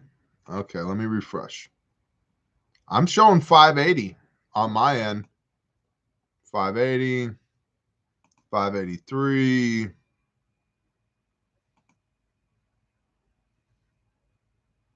587. 766. It might be taking it a minute to upload. Coffee is my second water. You know, coffee is my first water on a lot of days, but best kind of rations for a ruck? That's a good question. Best kind, I don't know, but I'll tell you what I do. I'll have somewhere around 2 to 3 MREs and or Mountain House meals. Somewhere in there. Granola bars, good to go. Peanut butter, hands down. Chunky peanut butter. It's like super calorie dense.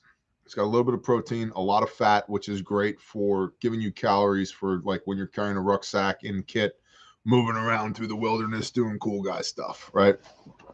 Peanut butter rules the world when it comes to caloric density. So peanut butter. I like parboiled rice for the rucksack. You don't need tons of it. I mean, hell, a couple of pounds is good to go for up to a week in the field.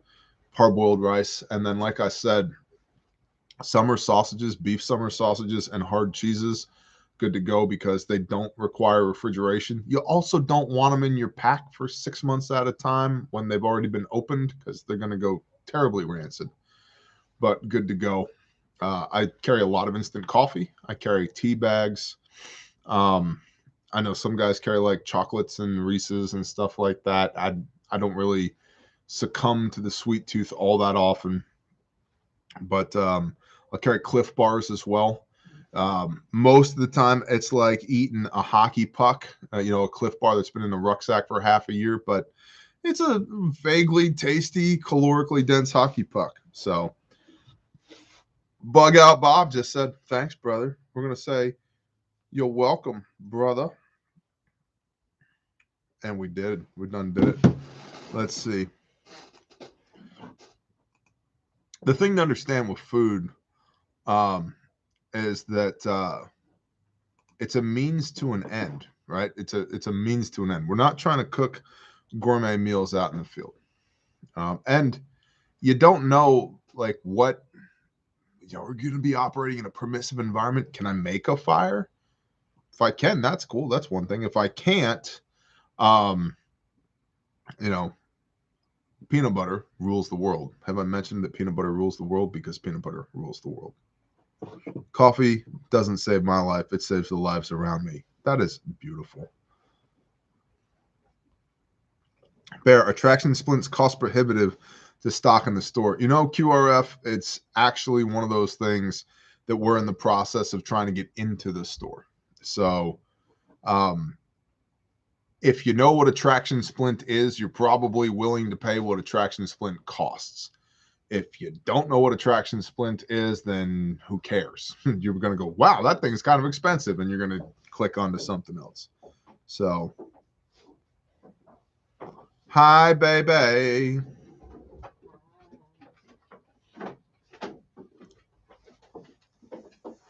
Y'all, peanut butter is a no-go. I'll have to starve in an SHTF situation. Sanctified Supply Co. doesn't like peanut butter. We cannot be friends anymore. Sorry, sister. I don't like peanut butter either. Oh, well, we can't be friends anymore either. Hi, Sam. It's cold.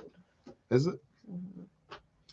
You guys can eat all the jelly. I don't like jelly. I mean, I don't mind jelly, but I don't lose my mind over jelly. How's the baby sheep? Karen wants to know. He's doing good.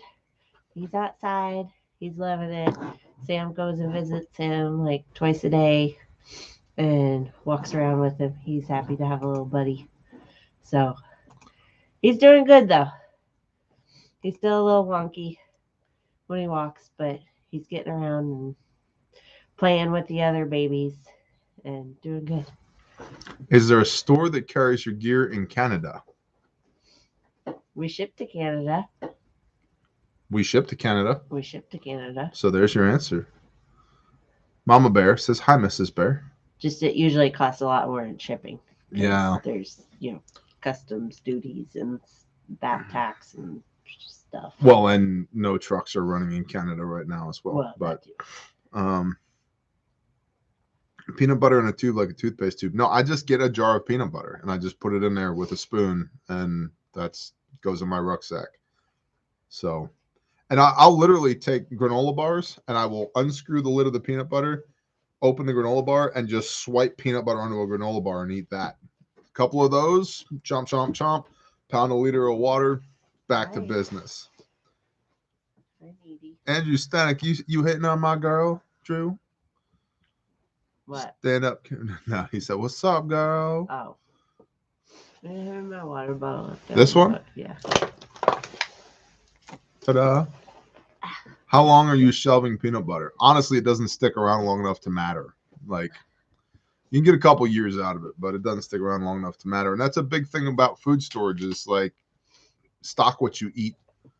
Bear Independent, bear thoughts on demographic changes of the county and white replacement theory.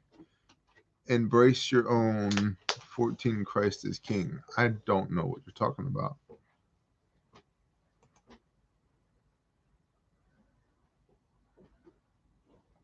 Are you making your appearance?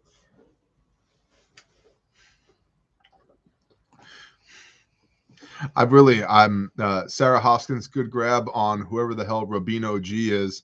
They're now gone forever. But I was saying earlier, it's incredible. Like YouTube really makes you roll the dice with this when you right click somebody's name, because like right here it says hide user on channel, and then right here it says add moderator. And like these two things are the complete opposite of what I want to do. And man, if you're not if you're not right on top of it, you've now let the crazy people run the asylum. Yeah. So wouldn't it be great to fill buckets with peanut butter? Texas roots, we have buckets with peanut butter in them. Yes, we do. Yes, we do. They're heavy. If you think rice in buckets is heavy, you should put peanut butter in buckets. Peanut butter's really heavy. I think the only heavier thing in a bucket that I know of is honey. Salt, you can get 50 pounds of salt in a bucket. I think a bucket of honey is like 70 pounds. It's incredibly dense. Yeah, it's incredibly dense. Trudeau was channeling his inner Adolf Stalin, Mao Castro Jr. I haven't paid any attention to Trudeau lately. What about peanut butter powder? What about peanut butter powder? Do you know anything about it? I know you can't freeze dry peanut butter, or at least at home you can't. It's too high fat. Too high fat? Yeah. What do you want? Look, the whole internet can see you right now. They can see you just being a grubby jerk. Love me, Dad. Just love me, Dad. 9mm does weigh a lot too in 5-gallon buckets. What? Hey.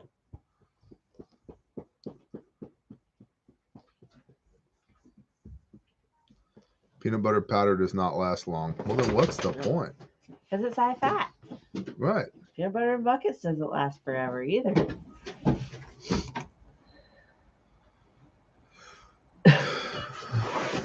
Surprised you're going to let me get by with that one. Peanut butter powder is good for smoothies and stuff. Oh, so's peanut butter.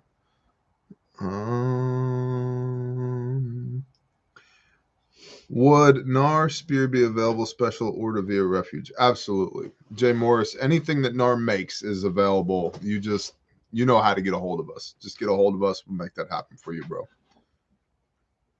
Are you coming back through Marshall? Yes. Where's Mark? What? Kentucky. Oh.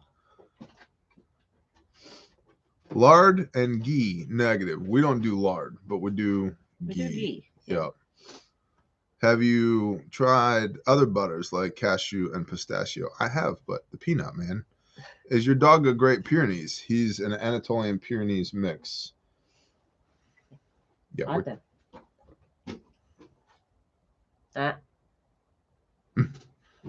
done. Nah.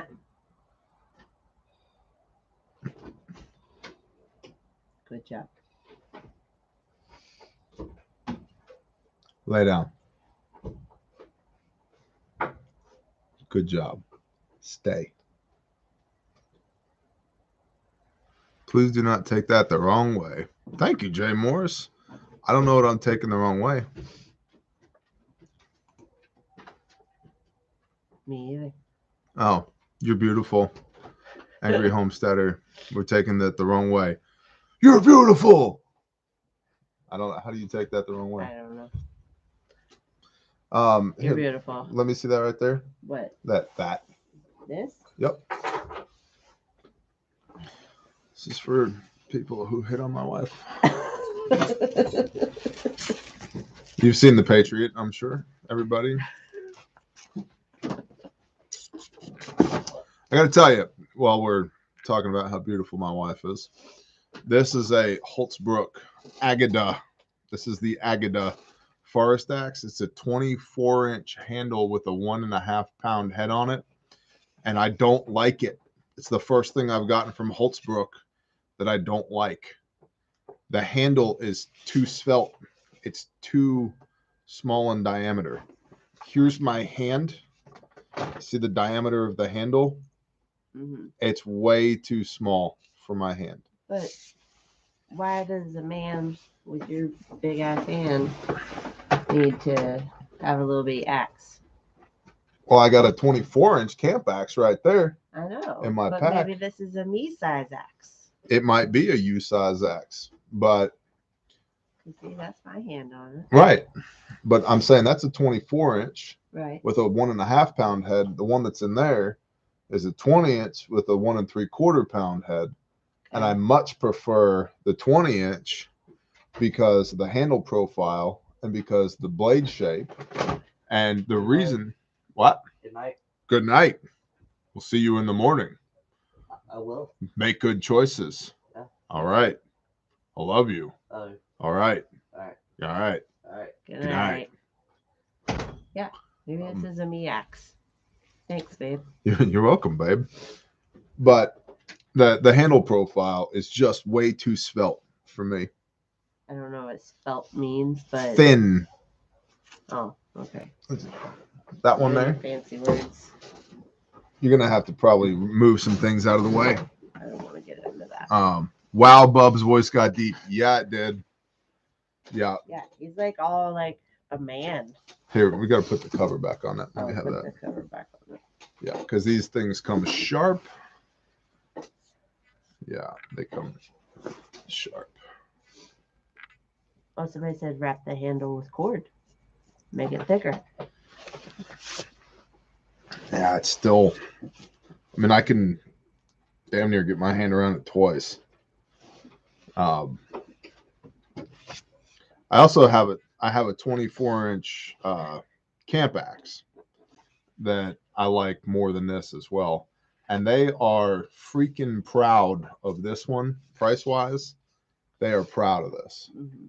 You don't want to know what this cost. But if you want this to be yours, it can be yours because somebody's got to friggin' use it now that I bought it. Yeah.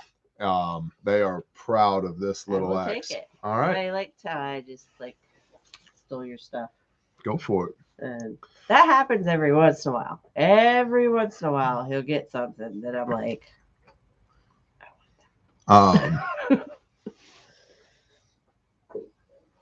Apollo said, "Thank you, Mrs. Bear, for giving TJ the strength and courage to start this incredible channel."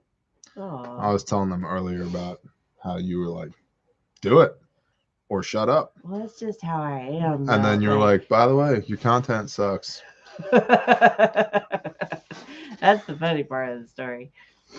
Yeah, I told him that. So look out, he's going full Gimli. Yep. Granfers Brooks. I like Granfers Brook a lot. But I've been a fan here lately of the Holtzbrook because frankly, it's the same quality of Granfers Brook, which is incredible for a lower price. So, and just like that, Hami's Valentine's gift is done. There you go. Perfect.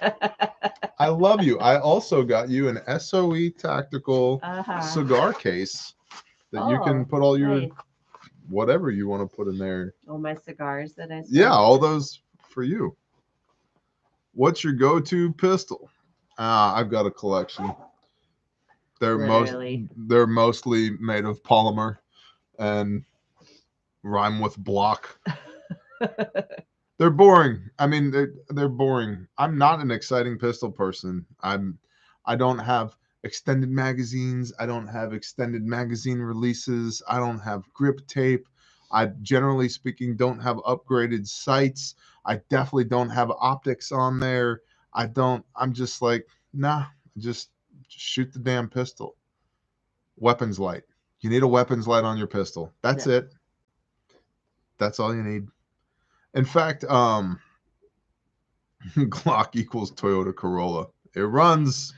Ian McCollum Forgotten Weapons on his Patreon channel was asking his patrons, hey, while I'm at SHOT Show and I'm hanging out with all these different manufacturers, what questions do you have for these different manufacturers? And I'm on his Patreon channel, and the question that I asked him to ask to Glock was, why are you so boring and why do I love you anyway?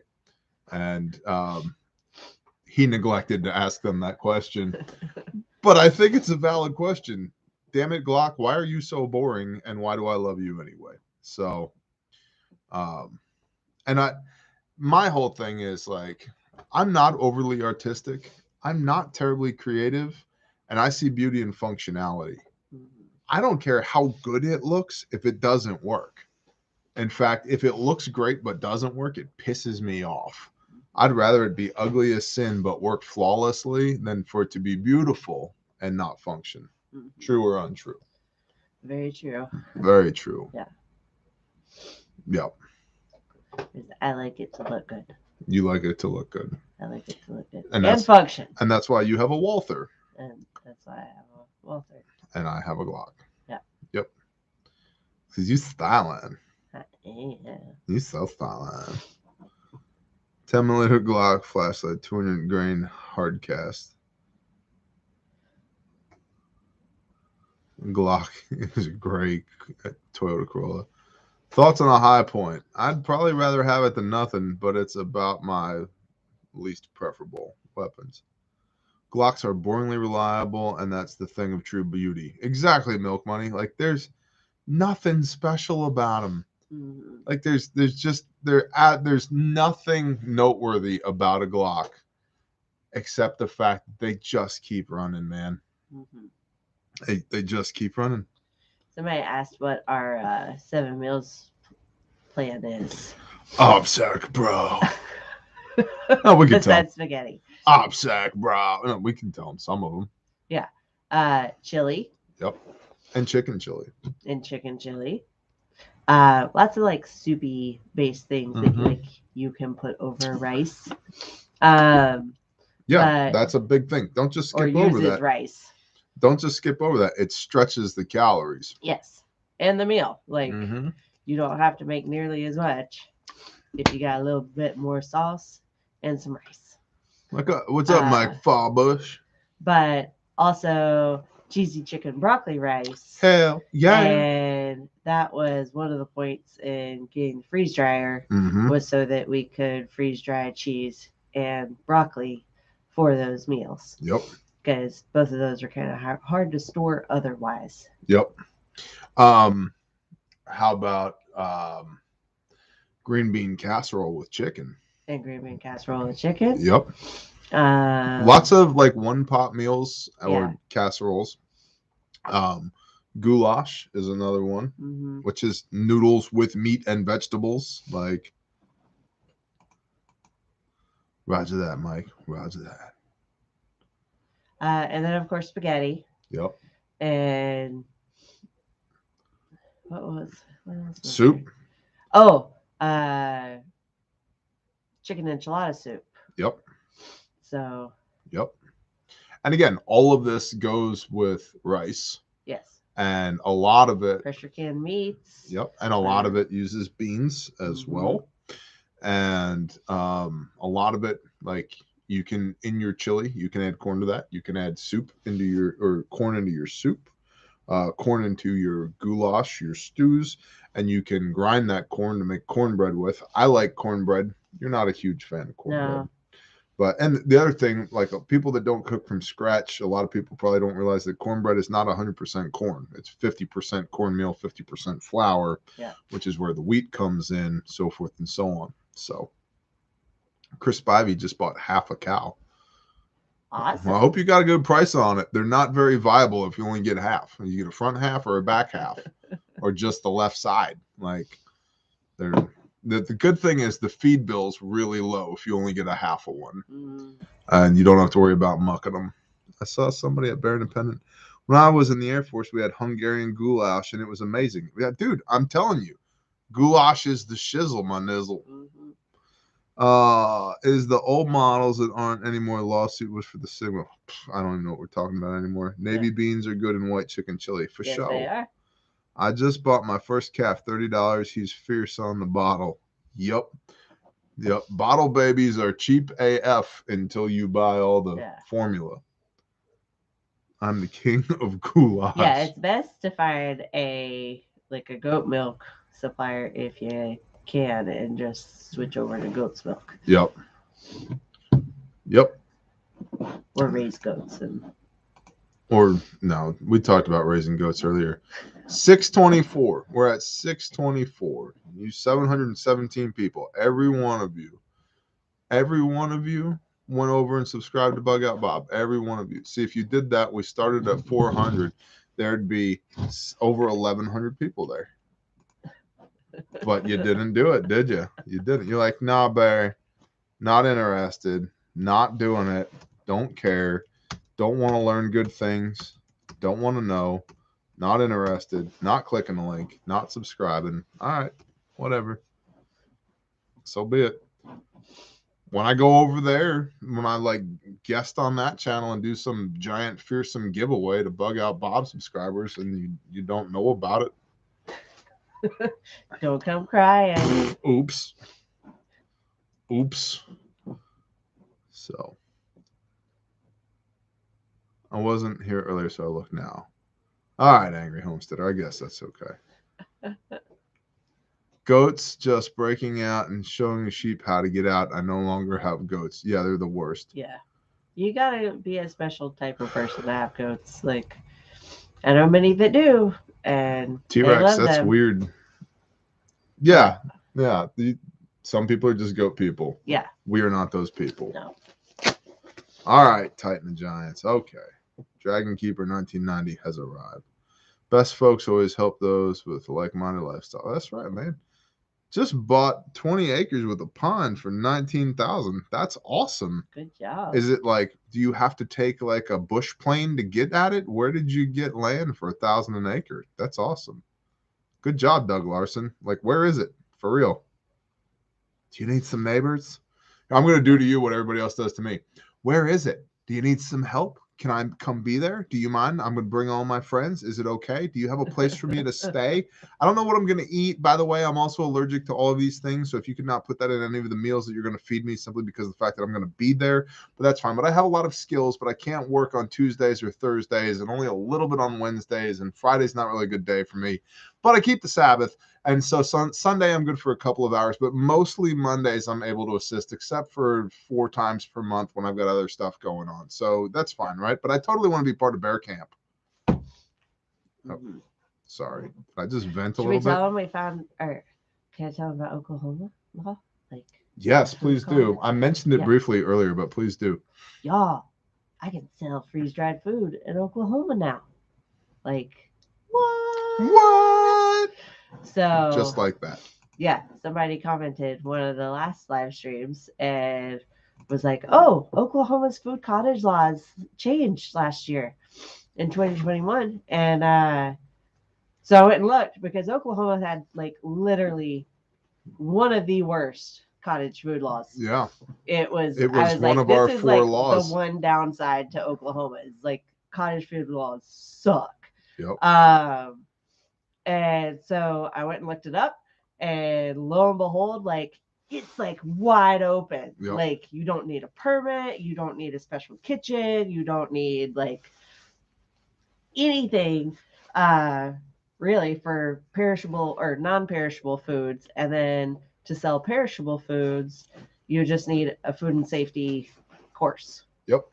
So, and a permit for those. Say what you want about Governor Stitt. He's just been kicking ass. But yeah, so they went from one of the worst laws to one of the absolute best laws in the country. Yep. And so I'm super excited. I don't know where that's going to go, but we'll see. I do. Bring me an LLC. Hey, listen, we talk about this all the time, but this is actual business advice for those with eyes to see and ears to hear. Monetize your shenanigans. Mm-hmm. You're already things you're already doing. Spend $100 and put an LLC around it. Get the tax breaks. Yeah. Monetize your shenanigans. Do it. It's worth doing. You're already doing it. Monetize your shenanigans. Yeah. Who is that pretty little lady again? That's the love of my life, Polar. That's my wife. Homie Biscuits right there. I told you looked great when you left. Thanks. I feel like crap, but I appreciate the nice comments. You got the tail end of the oh my gosh, Akron. Yeah. Yep. The LLC is a must-have firewall. Exactly, right? See, there you go. My neighbor has a freeze dryer. Now I'm going to try to partner up, said Arkansas Living. Hello from Broken Arrow. Hello from not Broken Arrow. Does Oklahoma have massive barometric pressure swings? I don't think so. Massive. No. I mean, every once in a while it can, but it's usually not too terribly bad. Do you have a video about starting an LLC? We talk about that on the Patreon small business live streams. We've talked about that a couple of times, which, by the way, we're due for. We are. Yeah, we're due for another one. But between the oh my gosh, Akron and the Kentucky deployment, we kind of missed the January one. So we need to do it. Mm-hmm. After your LLC gets over 100K, consider an S corp. Yes, that's possible. Tom, chem engineer, it has a lot to do with what size fish are you and what size pond, and what are you doing. But an S corp can certainly work, and it's just with an LLC, all your revenue is personal revenue, so tax burden on that, and then with an S corp, the business has a tax burden, and owner is either on payroll or gets an owner draw, and so there's two separate sets of books, two separate sets of taxes there.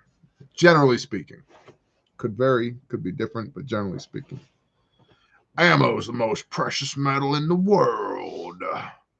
I don't know. I like the cast iron that we have that's going to feed us. Also a big fan of ammo, don't get me wrong, but in Massachusetts, LLC is $500 per year. Well, also in Massachusetts, y'all have a bunch of communist leadership. So thank you for helping Kentucky. Hey, praise y'all, man. Praise the Father. And thank y'all for supporting us in our efforts out there. We couldn't have done it without you. Cast iron doubles as a weapon. There you go. Hey, what's up, La Mesa Dave? LLC is exactly what we did. Good. Monetize your shenanigans. PJF just posted Fort Hood, Fort Carson deploying to Europe now. You heard it here first. Well, Travis Martin, you didn't. You heard it there first. I heard it before you did. Praise ya. Hey, what's up, girl? Long time no see. In California, an LLC costs $800 per year. Ooh. It's $100 for 3 years in Oklahoma. So, El Kisso, my asso. California, praise you guys. Actually, you did the work and still doing it. Well, hey, we do what we can. My wife wants to know what your wife will do with an axe now that it's hers. She said, will she use it out back to chop wood, or will she just have it? I'll use it to chop wood. It's not very often that I actually have to chop wood, but I do enjoy going to my hidey hole and building a fire. Yeah, you have a hidey hole. I have a hidey hole. We all have little spots around the property. Yeah. You also have your own chainsaw. Yes. So, yeah, you know a thing or two. I know it about processing some wood. Yes. What's the worst smell you've ever smelled? I would say decomp, but worse than decomp was the refrigerators after Hurricane Katrina that had been in houses in Gulfport, Mississippi that were destroyed for 6 months, that during the process of cleaning up the debris, the refrigerators that would get knocked open of all that. I want to puke in my mouth just thinking about it right now. It's worse than decomposing bodies by a lot. Yeah. It's terrible. I was going to say, I've opened up or had a rotten egg or two explode my face, and that's pretty damn disgusting when it's right there. Yeah. And smeared on you. It's the worst ever. Hello, Mr. and Mrs. Bear. Lots of love from Massachusetts. That's what Anne-Marie B said. I don't know if she sang it, but I felt like she sang it. Yeah. And there was like there was like an 80s, like at the end, so that she like jumped through the air and did like one of these. And then that like little star with the rainbow flew across the sky and was like, the more you know. Yeah. Yes, we're singing Sanctified Supply. Don't you know? You didn't get the memo? Lucia didn't get the memo. Yes, we're singing tonight. I made it to a live, just barely. What's up, McLean? The 80s air pose. Yeah, where everybody like jumps and they take the, in right? Their leotards. Oh, we're wearing leotards? Yes. Well, they can't see me from the waist down, so they don't know about the leopard print leotard that I'm wearing right now. Oh, man. My goodness. A wicked pissa, eh? Wicked pissa. That was one of the worst things about the Boston area, working up there. You'd go out to the bar afterwards, you'd be having a beer, and there'd be some cute girl across there, and then you start talking to her, and then she starts talking like this, and she's like, hey, man, it's going to be a wicked pissa, eh? And you're like, oh, my gosh, what is coming out of your face? They're so angry all the time. Like, they have to listen to each other.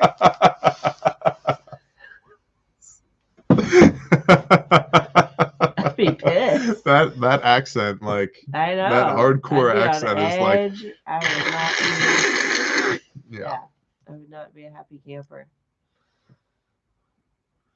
Hey TJ, my mom just opened 10-year-old coffee, vacuum sealed, and it was still good. Thank you, Dean. That's awesome data. I appreciate that. Praise be to the Bear Nation. That's awesome. Fundraiser, bear and a leotard for a stream. Nah. What kind of alternate power sources do you have, BI? We have backup generation, combustion-wise in spades. We have some small-scale solar for key things like the well and refrigeration. And then we're working on a large-scale project. We're in the process of sourcing all the pieces, parts right now. So who cooks more? Trump is rolling out Truth social media on February 21st. Are you in or not? Well, I just heard about it, so I'm not currently in. And whatever happened to Getter? Remember Getter? It was going to be the new thing. I'm on Getter, and I don't know what Getter. I haven't Getter done at all on Getter. Like, nothing happens there. That's the challenge with social media, is that it might be run by a bunch of leftist cucks. There's no might be. It is. It's run by the reptilian overlords. Like, actual reptile people run big tech, like for real. Like, the Pleiadians are 100% in charge of Google and Twitter and all of that, right? For sure. But that's where all the eyeballs are. And that's the challenge, because all of these other free speech pages and all of that, that all the conservatives say that they're going to go and support, nobody does. Nobody ever does. Yeah. I've been on all, like, Rumble. Everybody was like, Bear, you need videos on Rumble. I have friggin' videos on Rumble that shows you how good the search metrics are on Rumble. There's Bear videos on Rumble.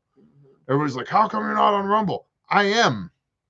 Well, I can't find you. No shit. I'm aware, because they just doesn't work as good as these other platforms. And then people get fed up with it relatively quickly, like myself with Getter. And then because it loses popularity almost instantly, it collapses under its own weight. There's not enough influx of capital to increase the user experience so that people stick around. The novelty wears off. It's not like Facebook, when Facebook was brand new and everybody was like, oh my gosh, did you see what Tina and San Clemente did? It's like, nobody cares what Tina did in San Clemente now. Like, it's not new anymore. And so we're comparing these startups against these entrenched, quite frankly, incredibly well-developed companies. And yeah, of course, the user experience is subpar on these brand new startups. And so we don't stick around. Then we come back over here to YouTube or to Google or to Meta/Facebook, whatever the hell they call themselves now, or to Twitter, to bitch about the reptilian overlords. Yay, human nature, right? DuckDuckGo. What's up, Patricia Nethercott? I do. DuckDuckGo is my default browser. If I open a new tab right here, where does it go? DuckDuckGo. Yeah. Right there. But as like an e-commerce store, we have a lot of issues with DuckDuckGo. Like people that use that to, and I'm sure it's some sort of like weird internet code, blah blah blah blah blah. But a lot of people have issues when they visit our store via DuckDuckGo, and like they'll have items in their cart that they can't get rid of, and carts hang up, like they don't refresh properly, and so like, but that's the thing, like a lot of platforms are built for the big guys. They're built for Chrome, they're built for Internet Explorer, Mozilla, like, but you get into those offshoot ones and there's weird internet computer code that doesn't talk right. Yep. And so even that can be a deterrent to not use those if you're having issues with sites loading. Or Shalom, Chris Smith from New Zealand. Good to see you. Good answer, babe. And Cowboy, you don't have to be a paying member for me to answer you. I haven't seen your question, Cowboy. It's you and 643 other people here, and the chat goes by really fast. So if you've asked a question, I haven't seen it. Put it in all caps. Thick, so like we try to read, but we're trying to talk too. So we're not like over here reading comments. Did you see what Cowboy said? So we can actually like engage. My gosh. So yeah. Yuri Bezmanov, what's up, man? What's going on? Yuri. Code is in your smart ass phone too. Well, thanks. Yeah. The same thing. Gotta go. Shalom, Tommy Salter. Shalom, brother. Love you, man. Hope you're doing all right. What's your question, Sanctified Supply Co? Yes, No, she texted me. Yes, we're dancing and wearing leotards tonight, sister. What's the problem? No. Because she had asked a question like 4 times. She said, she was like, T's just not seeing it, I don't think. So I figured I'd ask you. Oh, okay.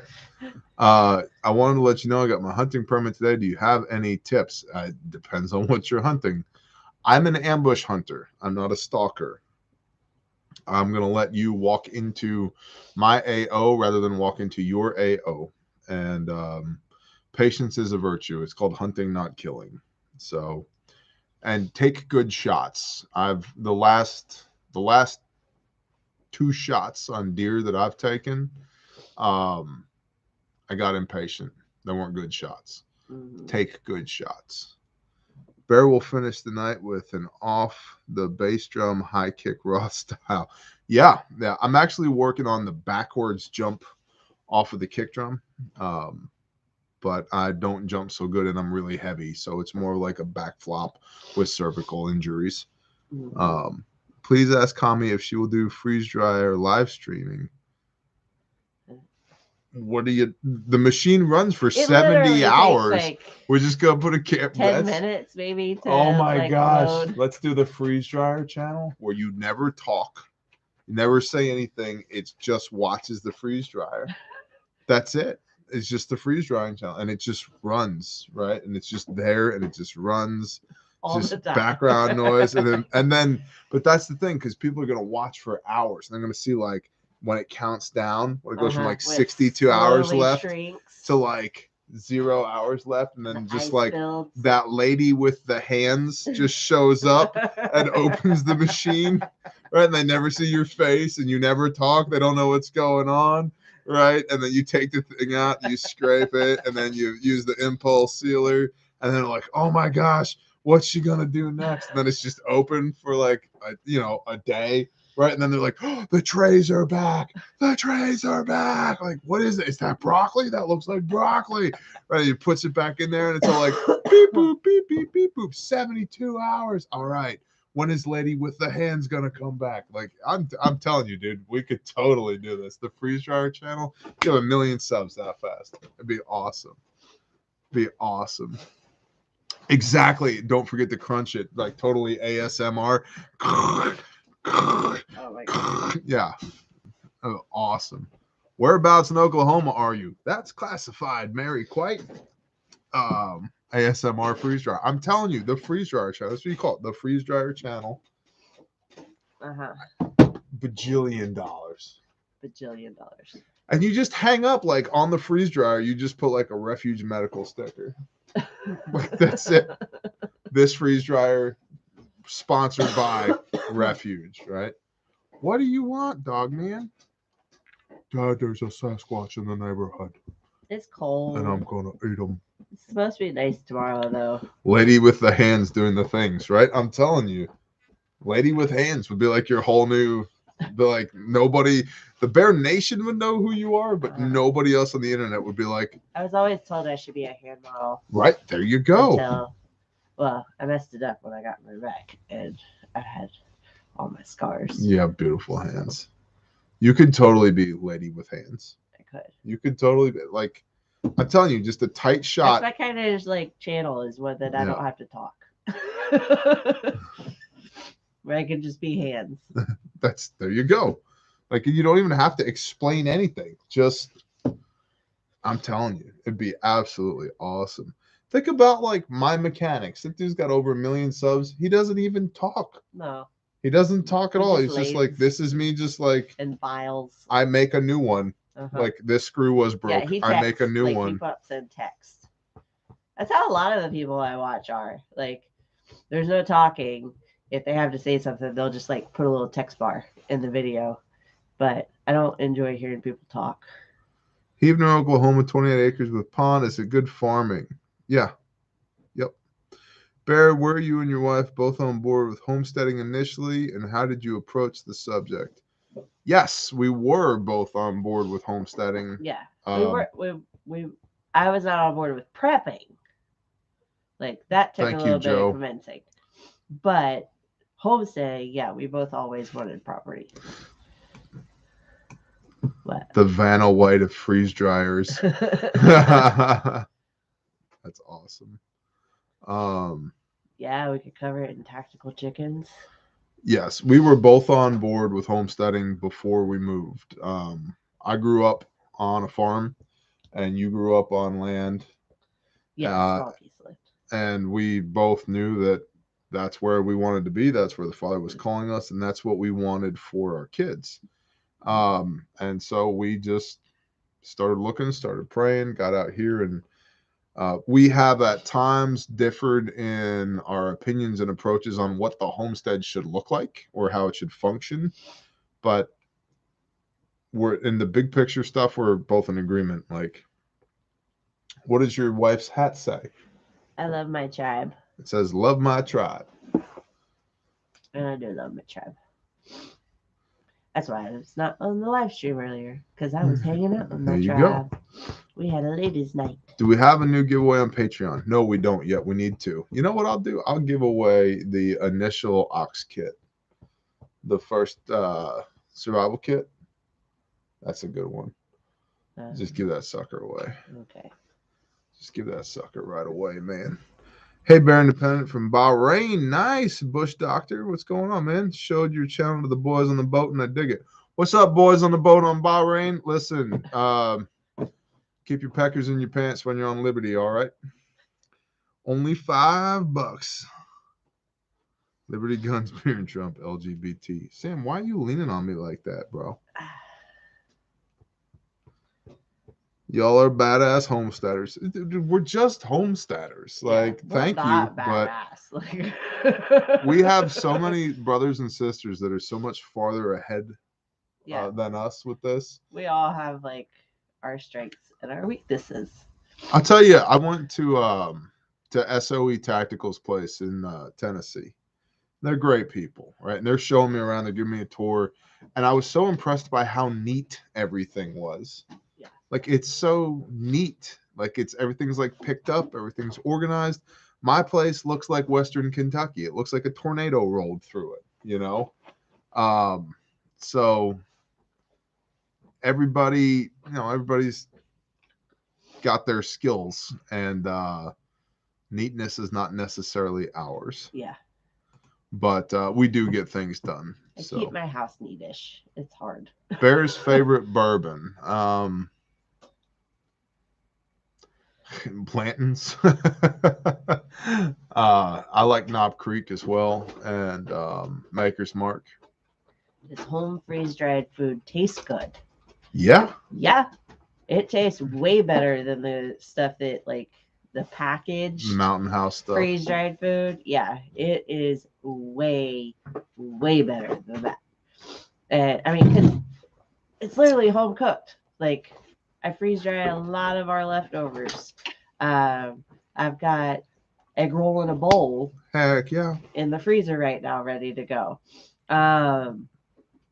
So the options of what you can freeze dry are way, way bigger than what you can buy from a store or off of the shelf. What do you want, dog man? What's the matter? Yes, I've done freeze-dried ice cream sandwiches. I've done cheesecake. I mean, those are like the yummy things. I've freeze-dried pizza. Mm-hmm. Skittles, milk duds. Skittles, but broccoli, mushrooms, carrots, corn, milk, heavy cream, eggs, grilled chicken, raw chicken, lamb, ground beef, and then leftovers. Drive safe, John Foltz. Drive safe. What's your CCW weapon of choice? Well, currently it's a 24-inch Holtzbrook Agata felling axe. Do you freeze first to save on time? Yes, you do. Yes. Yep. Yeah, I try to, unless I'm just like fruit for the chunk. I've had too many explosions of liquid things that I learned my lesson pretty quick to always make sure it's completely frozen before that vacuum kicks on. Because if you have a liquid in there that is not fully frozen and the vacuum kicks on, it's like poof everywhere. And doesn't really matter what it is. And it's a mess. Do you still have the shepherd? No, we gave him to some friends. I thought you meant the shepherd, like the book, The Shepherd, but oh no, the dog. Yes, fruit for the chunk coming soon. I read that as fruit of the chunk, as of like fruit of the loom from Dudley, and I was like, we're starting no, like because he's eating like solid foods. I know, but I was like, I'll totally freeze dry y'all some berries and do it up. You can have them for a essay. What do you are hungry? That's what he is. He's hungry. Oh, I'll feed you in a minute. You eat like 8 cups of food a day. Ah, big old dog. How to reconstitute a freeze-dried cheesecake? Just add water. I know, Luke. I'm excited. I've been looking at my big old bag of seeds, just like itching. I'm ready. No, the last Patreon winner needs to be picked. I have all the stuff. I just need to do it. I wouldn't say that I got distracted by Kentucky, but I was otherwise engaged. So need to do it. How do you reconstitute a freeze-dried cheesecake?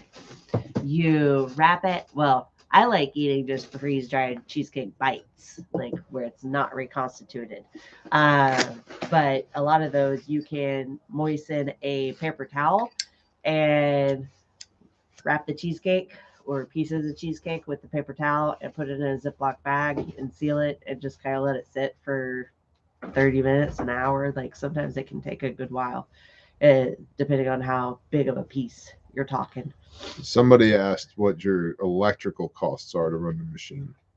It is minimal. Like we're talking $1-ish a load to run. So it is not exorbitant. And and again, that's all dependent on where you live and the electrical costs. Shalom, Bush Oklahoma Doctor has fairly cheap electrical rates. You'll be safe. So, but even still, like most people, I think on the high end, they might pay like $5 a load. But when you're doing your leftovers are, I mean, generally speaking, a bag of freeze-dried food, like Mountain House, it's going to cost you more than $5 for that bag. Yeah, they're $8 to $12 a bag. Yeah. And I will get like 10 bags of that size Yep. out of my freeze dryer Yeah. with each load. Yep. How to Lose Friends and Alienate People. Raincat, I have it on my desk. I have not read it yet, though. Thank you, though. But I do. I am in receipt of it. Okay, I will feed you. You're so needy. Mm-hmm.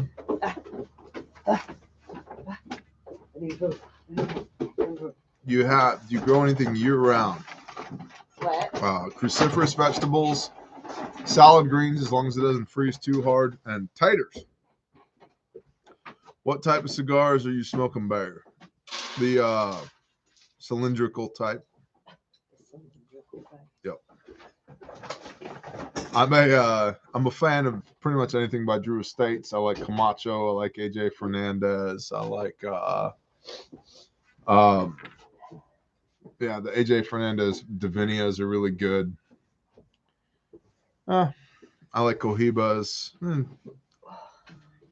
I'm a man of many moves. Glenn Beck's Agenda 21 books are interesting. Yes, I have read them. A while ago, though. Bear, ever thought of a men's grooming channel, Beard Independent? I haven't, mostly because I'm not a homosexual. And there's very few things that should be done to a beard. Somebody asked, how do you meet a good woman? Are dating apps okay? Yeah. Yeah, we met on. That's how we met. We met online. Yep. And now I will say a lot of people online are just looking for booty calls. Mm-hmm. Male and female, both alike. Oh, yeah? Both sexes can be raunchy and whorish.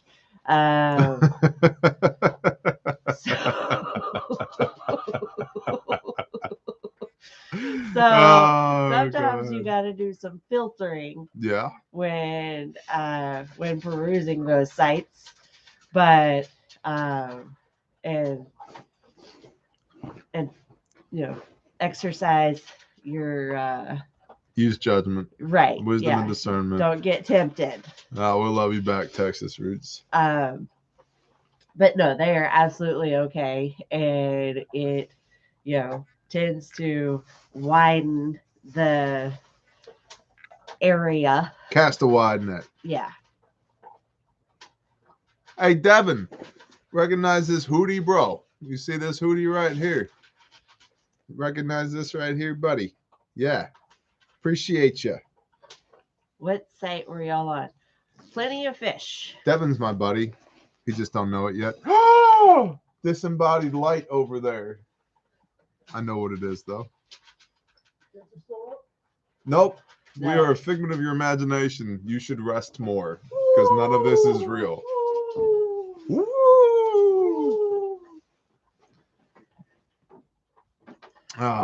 So yeah, dating apps, they work. They work. You got to meet people somehow. Yeah. Like, you just got to meet people somehow. Whether you are a part of a club or not going to the club. Yeah. I mean, you might occasionally meet somebody there, but chances are it's just... Again, we're back in the whorish category, right? You don't find wives at the bar on Friday night. No. That's just not... And you don't find husbands at the bar on Friday night. No. So... Bug Out Bob made it to 700. Nice. Nice. Good job, y'all. 706, I'm showing. Nice. What size freeze dryer do you have? We have a medium. La Media. You can typically fit. We also have an affiliate code or link. Mm-hmm. If you are interested in buying one, we would appreciate you to do it through our link. So that way I might actually be able to start a freeze drying business. Remember when Lovely Dudley was pregnant and we would just do this all the time? All the time. Solidarity. Solidarity. That's right. Solidarity, sister. Except it was the left arm. But yeah, we have a medium. You can fit. It uses a regular wood 10 outlet. Oh, she's here. Shalom, sister. But it does need its own dedicated circuit, or so they suggest. I don't personally have mine on one, and it runs just fine. You just need to don't put it on the same circuit as your dryer. Right. Or refrigerator, or like let it be its own major appliance. It is the harvest right. Yep. But yeah, harvest right. So you get it from. I typically fit between 8 to 10 pounds of food per load. So, yeah. Yeah. And about $1 a load. Yeah. Plus the food. Yeah. Yeah. Indeed. Indubitably. Bear favorite bourbon. For the second time tonight. Blanton's. Like if I'm not buying Blanton's, Knob Creek, and Maker's Mark. If I'm buying Knob Creek and Maker's Mark, if I'm not buying, drinks on you. Bring the Blantons, homie. That stuff's delicious. So, Shalom, stalwart peacekeeper. Bug out Bob. He's got eyes in the back of the laptop. Apparently, he must have seen the dot of fire walking that way. Yeah. The disembodied light. Piecing intel together. Yep. Good for him. Good to go.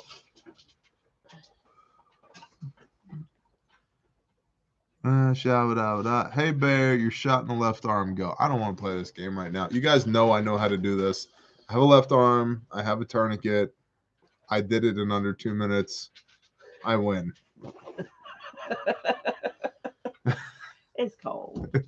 It's cold. I'm tired. You've seen me do this before. Here comes the mail-ordered whiskey. Okay. What do you think of George Soros? He's probably a reptile. Like He's part of that reptilian I don't know what to tell you. overlord. I think he probably eats crickets. Like he is where they're getting all of this shit. Like the new protein for sustainability, crickets. It's like, yeah, George Soros actually eats them. Somebody was like, hey, George does it. We should make the whole world do it. So somebody asked how baby cow was. And baby cow's doing good too. Running around, starting to jump and play. Yeah. Frito pie. Frito. So listen, Patreon, when you see the video about Frito being born, be surprised, okay? Be surprised. I was bad. I let the cat out of the bag. Yeah, you because did. I was so excited. I had been waiting forever. So, like, here's the thing about cows. They take a hell of a much longer time to deliver. Just the whole pregnancy thing. Like, they're pregnant longer. They can bag up longer. Their labor's longer. It takes longer for the baby to stand up. It takes longer for the baby to nurse. And I had never been around for any of my other cows, and apparently they all went rather quickly and smoothly. And so this one was like watching the clock. Like, all right, we doing this yet? Or we doing this yet? Because it was a cold day, cold night. Yeah. And I was up way past my bedtime. yeah, like we were up. Well, I'm a night I'm an owl. early bird, you're a night owl. And so like 1 o'clock in the morning, I'm like, bro, it's bedtime. Unless there's some party favors involved, it's time for me to go to sleep. Like, I am not Captain Tibbets, thank you, sir. It's time for me to go to sleep, right? And then the night before, I was up defending the homestead from tyrannical coyotes. Mm-hmm. So yeah, it was a long night, man. I'm like, damn it, push the freaking cow out of the back of the other cow. And let's call this thing good. Right. Let's go. Jason in Virginia, I'm looking forward to you being there. Pure Blood and Prepping, ATS.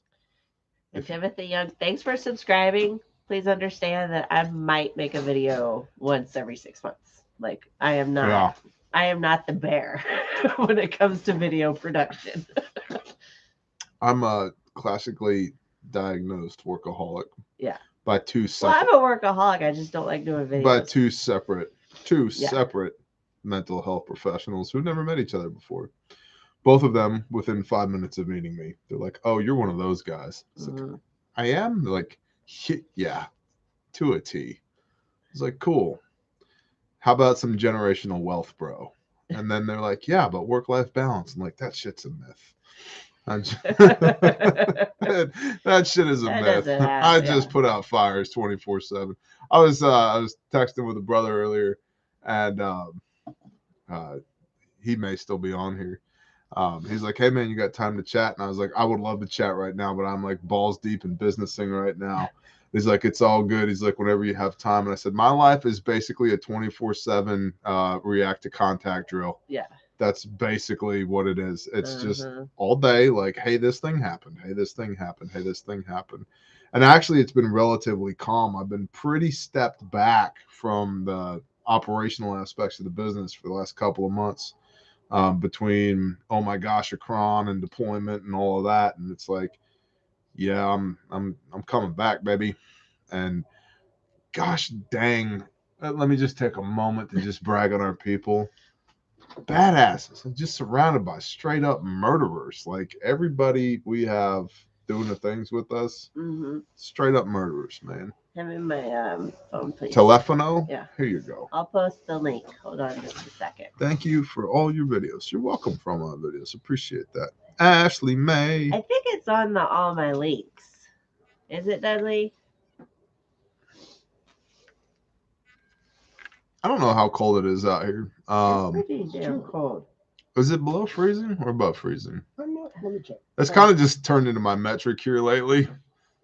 It's like, do I need to hit the water trough with a pitchfork, or do I not need to hit the water trough with a pitchfork? Just above freezing still. Yeah. But Okay. I'll tell you what, it feels 10 degrees colder here than it did at the office. Are we on Yeah? YouTube? Yeah. Like, Really? I got out in the office and I was like, oh, I don't even need this fleece. I got out of the GP and I was like, oh!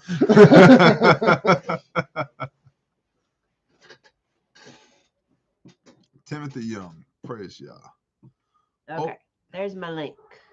Where? Donde? It's coming. No, es. There it is. I'm going to click it. Open a new tab. I'm going to buy me a freeze drawer. That's your link? That's my. It's just the harvest right site. It's got its own special IP address, so Okay, cool. it tracks to me. Cool. you click the link, you buy the things. Right. Nice. And Do it. Do it. 65 in South Texas today. What part of South Texas, David Martin? Where are you at down there? I know that area pretty well. Tomorrow, but right now it's like Cedar Beth. Have you talked about the Houston class? No. Is the Houston class live? It's live. Nobody seems to know It's live. Live in Houston. Give me the deets, bro. Send it. Here, you Everyone come begged. stand over here. Everyone begged for the Houston class. Oh, you leaving me? Yeah. Well, that's good. I can blow secondhand smoke in his face. Yeah, I'm smoking. So I gotta go check Cleo anyways. And now we're live with Stalwart Peacekeeper. Gosh dang, we've been on here for 3 hours. that's why I was surprised when y'all were still on here. Wow. Well, we're still on here. Because I was late to the party. Yeah. Well, you were having your own party. I know. Both of y'all were having your own parties. I was out here flying solo, I man. was working. You were working? Well, bless you, brother.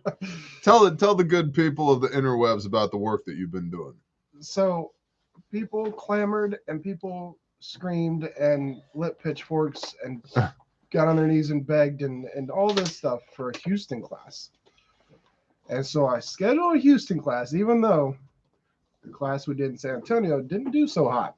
Mm-hmm. Same thing there. People begged for a class and almost nobody showed up. So creating a Houston class has been up for a little bit now. Not looking so hot? No, not looking Do we need to good. shame these so-called Texans? I'm just saying. Damn it, Houston. Don't ask for something, then when it's given to you, not show up. That's my thing. I almost did a spit take, bro. I almost did a spit take. All right. Well, there's a class in Houston. Go to the class in Houston, you Texans. I just had an email today. Someone was like, well, can we get an essential? Show up for a responder 1. Do it in for a responder 1, and then we'll talk about whether we're going to book an essential there or not. Do it in Tyler, not Houston. I love Tyler, Texas. It's not Houston. Right. Go to Houston. And see, Galveston, Texas. Go to Houston. See, and here's the thing. Now I have lived in Texas. I have worked all over Texas. I've said this before, but I'll say it again for all the new people. I feel the right to be able to talk shit about Texas because my family has a county named after it in Texas. That's how long we've been in Texas. Okay. As does mine. I don't know if I ever threw that out on a live stream. So we can say some shit. Yeah. Okay, good. We're equally qualified to talk some shit about Texas. There's this thing that happens in Texas where it's like you're in Fort Worth, but the thing is in Dallas, and you're like, I'm not going to that. Yep. Why would I go to that? It's in Dallas. I live in Fort Worth. I'm not going to Dallas. I'm in Fort Worth. Then you're like, oh, well, I'm in Austin, but it's in San Antonio. No, I'm not going. I wouldn't go to that because I'm in Austin. You should do it in Austin. Come to Austin. Oh, it's in Houston. No, do it in Tyler. I'll come to it in Tyler, not in Houston. Like, no, man, get in your car and go. We're gonna drive a day to come see you, and you're like, wrong city. I have to drive for 2 hours. Sorry, I'm not doing it. If you live in Texas, we're driving further than you to put on this class. So suck it. Right. Right. Suck it up. Exactly. So that's been kind of frustrating with the Texas crowd, honestly, because when we go do a class in Dallas, for example, there's 2 types of people that come to that class. People from Dallas and people from Alaska. Yeah. While people in Fort some New Worth, York people and some California people in there. Well, people from Fort Worth are like, how come you didn't do a Fort Worth class? It's like, well, this guy literally drove from New Hampshire to be here. No shit. I'm not making this up. But you couldn't hit 635 for 36 minutes and come to class because it wasn't in Fort Smith. Like, that's some really annoying shit. Just if we're just going to vent here a moment, from an entrepreneurial standpoint, that's some really annoying shit. And Texas, I love you, but you're not that special. You're not that special. We travel all across the country to do this. And I mean, we did a class in Philadelphia, and we had people from all over the East Coast there. We did a class in Roanoke, Virginia, and that's where I met Mass Preppa. Mass as in Massachusetts. He drove from Massachusetts to Virginia to come to a class. But you won't drive an hour? An hour in Texas? A couple of hours in Texas? That's not worth my trouble. Roger that. Hopefully you never get a major bleed because you're going to have the tourniquet, but you're not going to know how to use it because you're too Texan to Texas. That shit's annoying. We typically tell people, hey, we're coming to Georgia. If you're within 3 hours of where we're doing the class, you should come to the class. I feel like Texas, it should be 5 hours. If you're within 5 hours of where we're doing a class, you should come to it. Because, let's be honest, you live in Texas. It already takes you an hour to get to the grocery store if you're doing life right. Hell, even if you're not, if you live in Salina, Texas, and you want to go to the Walmart in Prosper, it still takes you 40 minutes, and it's 8 miles away. I mean, I get that Texas is its own country. I get that. Yeah, technically it could be 5 per the treaty. But we put this class in Houston. We did it in San Antonio, and everyone that was in Houston was like, oh, I can't go to San Antonio. Nobody showed up. Yep. So we're doing a class in Houston. But if I get this, oh, you're not in Galveston, or you're not in Tyler, or you're not in whatever, that's not going to work out. There are not going to be more classes in Southern Texas. That's exactly the thing. There will just be no more Texas classes. Yep. Because we are a business. As much as we love y'all, and as much as we absolutely want this information out there, we are a business. Can't just do it for fun. Yeah, we are not going to go to places where there's no demand. Yep. Or perceived demand. That's the challenge. Somebody asked, do you have to bring your own gear to training? No, you get a trainer kit and you keep the trainer kit. That's part of the cost. Like you leave with a fully functional trainer kit. That Somebody way- else Yep. also asked, what is essential responder? Is it just a refresher of 1 and then 2 and 3, or what is it? So essential responder is all 3 responder classes. Responder 1, which is what we're doing in Houston, and responder 2, which typically is only available to private classes. And then responder 3 is the entire second day of force on force, TCCC, blue gun action, scenario-based training that you will know you were in training. Yep. Oh yeah. Oh yeah. Even from a trainer standpoint, you're like, Oh yeah. we should not do back-to-back level 3 classes. Our lead instructor can't speak the day after. Yeah. Level. Need a recovery day. Yeah. There's a lot of PT involved, Mhm. but it's work at your own pace. Mhm. And so, yeah, level 1 is stop the bleed, march algorithm, situational awareness. The level 2 is CPR, AED in a tactical setting. And level 3 is tactical emergency casualty care, civilian TCCC, force on force. It's compounds significantly. And then the essential responder is all 3 of those classes, like you said, over a 2-day period. So, Premier pump, Ashley. I put it Premier in the pump. chat, but I got the Yep. Premier pump. It's way better. when's the Springfield, Missouri class again? We don't have a Springfield, Missouri. We have a Branson, Missouri. It's There in you the go. store. Yeah, and it's also in the state, so go to it. Yeah. So I traveled from British Columbia to Camden to train with TAC Response. Exactly. Mhm. 3 airplanes and a car rental. Meanwhile, guys in Memphis are asking for local classes. Exactly, man. That's the thing. You're either going to go or you're not. The class is no joke, folks. It's full of training and very entertaining. Even don't have time for squirrel watching. Yep, dude. It is some no shit training. Well, and we've been tossing around the idea of actually changing our description, because on the description we have it listed as 2 8-hour days of training, and in reality that typically is 2 10-hour days of training. Yep. Yep. Yep. Yeah, we need to do that because it's just facts. It's just what it is. When's the Virginia class? I'll drive from Maryland. Refugetraining.com, man. So we don't currently have a Virginia class for 2022. If anyone wants a private class, they can email me and we can set that up. The closest we have to Virginia is the Philly class this year. Yeah. And if y'all want to know when a new class hits, go sign up at Refuge Training for the newsletter. Yep. And you will get in the know when the store will automatically send you an email when we add a new listing. Yep. And we don't spam you. We don't drive you crazy with promo emails and all that stuff. So Just pertinent information. Yep. And so everybody obviously is like very proud of their training. Like whoever it is that has a training class, and there's lots of good trainers. There's several good trainers. There's lots of mediocre trainers. There's a ton of bad ones. Who's that dude? Dust, Detroit Urban, whatever. Yeah. Do not take a class with that guy, right? Yeah. Puglet, email me.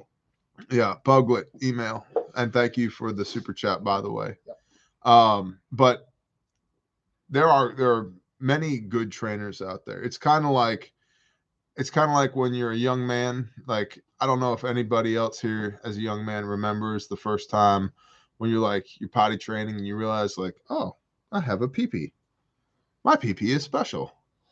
This is the best pee-pee ever, right? Like, because it is mine, right? And it's just like becomes part of your ethos as a man. Like, I am super special. I have this pee-pee and it is the best, right? And that becomes kind of like an ego hubris thing throughout the course of a young man's life. This is not that. Yeah. This training is honestly phenomenal. And we've been told as much by other people who have done a lot of training. Yeah. Both in the military, in law enforcement, and in the civilian sector. They come to our class and they're like, oh, you're not kidding. This is the best class I've ever had. Mm-hmm. You know, so when someone else walks up to you and tells you that that's an awesome PP. This guy's like, hey man, nice PP. And you're like, yeah, told you. And the other thing that I think speaks to the quality of the training and the integrity of the company is we do an AAR after every class, an after action report after every class.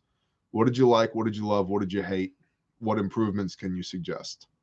And we do that after every class. And so just like with the bare fact, the bare minimum, the SOB, where we iterate and we make improvements as improvements are needed on the product, we do the same thing with the class. And so if you took the class 6 months ago and you come and take it again, it's not the same class. Yeah. It's better now than it was 6 months ago. It'll be better 6 months from now than it is now. Constantly. And I'm super proud of my instructors, by the way. These guys do an awesome job. You guys drive all across the friggin' country and go lay hands on people, literally and figuratively, that you've never met before. You guys trained over 1,000 people in 2021.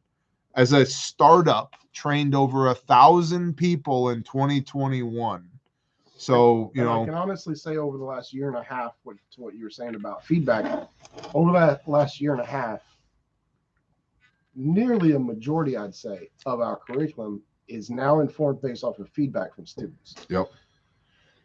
So I said, didn't Virginia result in the new how to get kicked out rule? Yes, it did. Dark Knight Diesel, like Batman on a budget. Yeah, we definitely added a slide after Virginia. Yep. The Branson class, I saw people asking about when it is. You can clicky the linky, but let's see if I can sort this. Excuse me.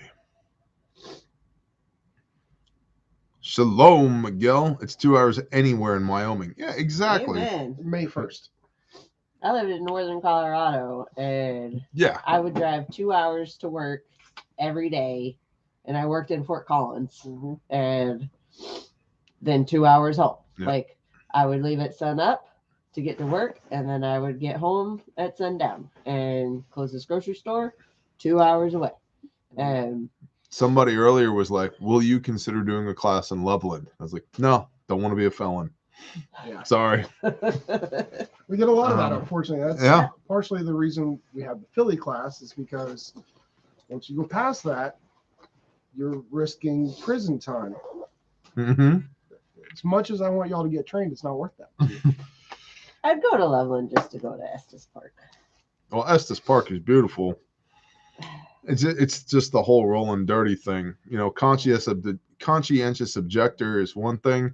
Yeah. It's another thing when you show up in force with multiple vehicles, and we have a certain vibe to us. Mm-hmm. Yeah. When you get accused by the local populace of being the law enforcement / military on a regular basis, just go to Red Feather. That's far down. Yeah. Like, remember those freaking elk that we saw there when we were camping in Red Feather? That was a beautiful time. We went camping up in there in the back of my wife's Volvo station wagon. It was gorgeous up in the mountains up there. And we had this tent, and there were 3 dead pine trees right next to where we set the tent up. And we're up on the side of this little mountain right here. And way over there, 50 miles away, that peak over there, there was a little tiny black dot in the sky. And she's looking at it, and I'm looking at it. Looks like there might be a storm. Might be a storm looking off to the north. She's like, well, I'll tell you what I'm going to do. And I had an axe with me. It was your mom's axe. We were going, and she's like, hey, take this axe. Man, I should have sharpened it before I left, or brought a file with me or something. I'm like, I'm going to go ahead and cut some firewood in case it just, like, this storm opens up. And it was cold. And so. No, it was not cold. And those clouds started rolling in. It was fixing to be cold. I dropped these 3 pine trees, cut them down, cut them up, split them, and got like 2/3 of a cord of wood split up, like fast in an hour. Like go. Built a rager, and then here comes this storm, and it starts just pissing rain, and then it starts hailing, and we're inside of this little tent trying to talk to each other, and we're having to scream. What did you say? I think this is cool. I think this is cool too. Like, we should be in the car, not a tent. Oh my gosh. we're gonna die. Open up the tent zipper after it gets done, and there's like 1-inch hail everywhere. Fire was still there, barely, but it was still there. From like 50s to like 10. Yeah. Yep. It was so cold. Yep. Got that. What's up, D's nuts? Got that fire stoked up again, and yeah, red feather. Good memories up in red feather. And wake up the next morning, there's an elk like 35 yards from the tent. Yeah. I'm Monster. like, you mother effer. It's like, I want to eat you so bad. And all we had for a weapon was a 22 rifle, because it's the only thing I had that had 10-round magazines in it. Shot placement wrong. Yeah. Right? Oh, you can kill an elk with a 22. It's like, yeah, I don't really want to track it for 9 miles up through this mountain. Or when it decides Ryan. it's going to kill you because you pissed it off. You're right. Ryan asked, have you ever Slow 'em, seen Jody. anything that scared you in the woods? Oh, I'm talking about Sam. I can answer that question on a couple of levels. My dog has scared the piss out of me a couple of mornings here recently. I go out rucking early in the morning and it's pitch black. It's like it is right now outside. And my dog is 120 pounds to kill you dead. It's also eerily quiet when he wants to be. And he has snuck up on me twice in the woods, and he comes right up behind me. I'll take his nose and run it right there underneath my elbow. And I'm just, what was that? And it's my dog. Got you, Dad. Oh my gosh, dude! The first time, my heart rate was just. It took me 30 seconds of consciously breathing and focusing to bring my blood pressure and my heart rate back down. That's how bad he scared me, and I was like, "You big P word! Come on, man, get your shit together." I've been in the woods back at our range one time by myself. I was back there with Free cardio. Free cardio, yeah. I was back there by myself on the 4-wheeler with an AK with 10 loaded magazines and a 45 with 100 rounds of ball ammo and then, I don't know, 50 rounds of hollow points. And I shot 100 rounds of 45 and 7 of my 10 mags of my AK ammo fast in an hour. I shot 310 rounds of ammo in an hour, and I was just on. I was having an on day. I threw like 2 shots out of 310 rounds, just smoking steel targets, right? From 0 out to like 100 yards, just lighting it up. I'm having a great day. And I get done and clearing the AK, and I've reloaded my 45 mags, and I'm holding an AK that I'm clearing the weapon, safing the weapon, and putting another loaded magazine in. And I've just shot 310 rounds and made 308 hits of big bore, right? 45 and 7.62. And while this is happening, I'm getting goosey just thinking about it. Over here on this side of the range, over there is like a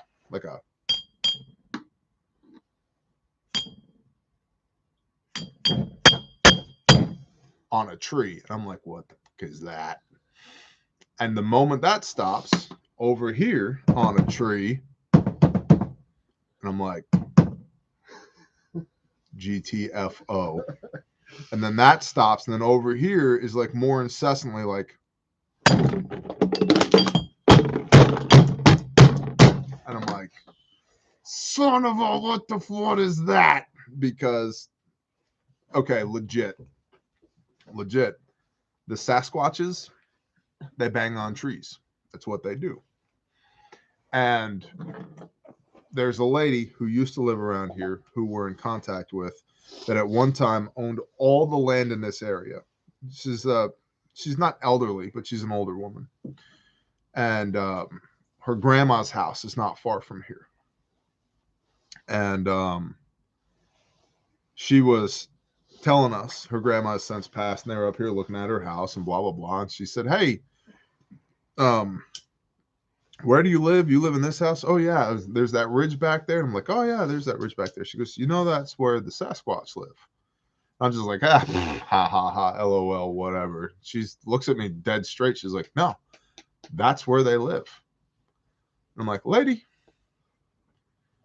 whatever. No, that's where they live."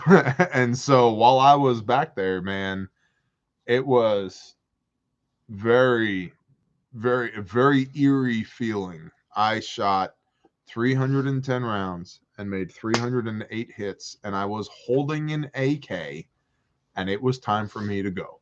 And I got on the four-wheeler and I left. Now, I'll tell you this.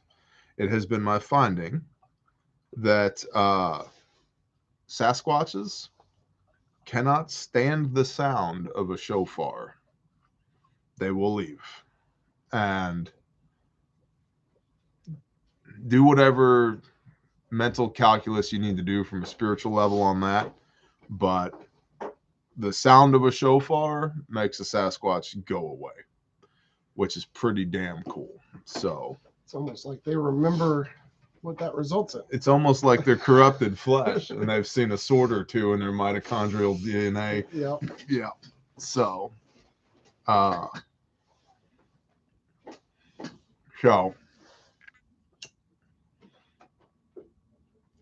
then I've seen 2 bears in the woods, black bears, and that's kind of a thing. That's kind of a thing.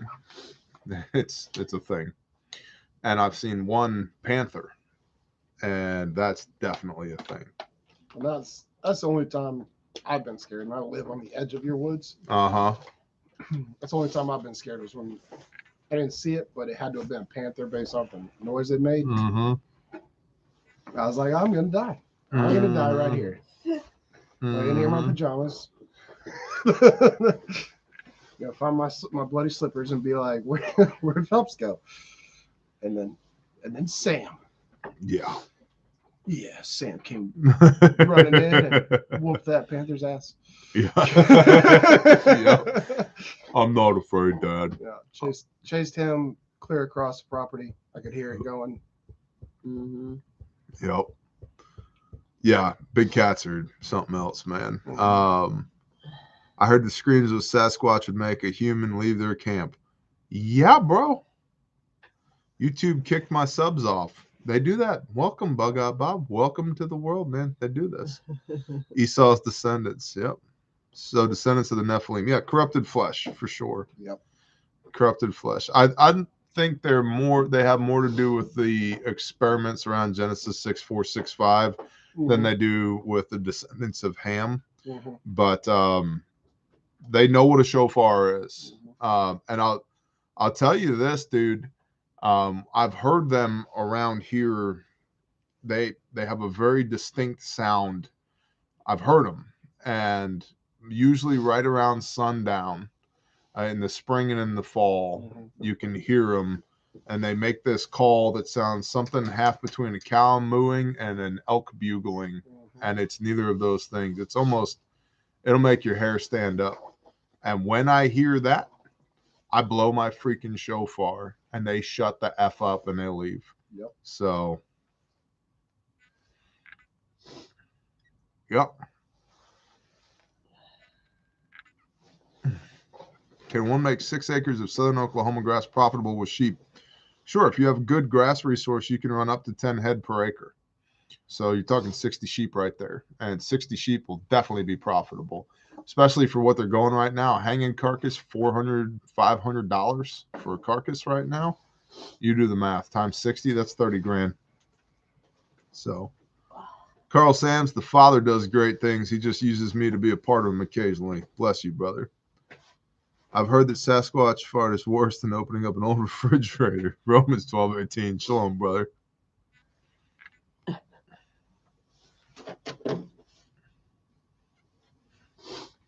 Salt. Sure. Oh, Parakeet's here? What's up, Parakeet? Good to know I have a Sasquatch living near me. Not anymore, bro. Not anymore. I've heard that sound in southeastern Ohio. Yeah, man. They're everywhere. What's the sound like? I can't replicate it. It's halfway between a cow mooing and an elk bugling, but more desperate sounding, if that makes any sense. Like Sure, if like it- a week like if ago, I- they shut down the highway down south and had like a legit manhunt for Sasquatch because there was like a verified sighting. Really? Yeah. I didn't know that. Yeah, down by Broken Bow or Broken Air. I forget which. One of those broken things. One of them broken things. That's awful Oklahoma of you, babe. Yeah. By the beaver place. I lived in New Mexico mountains, wolves, honey, bears, lion, elk, deer, lucked out because I just tried to hug them. They all ran away. I'm a dumbass. Were you on them magical clockwork elf shrooms? That sounds like something out there. Where can I get a shofar? I got mine off the internet, dude. Yours came from Bezos' second yacht, Yep. right? I got mine off of a place called YHWH.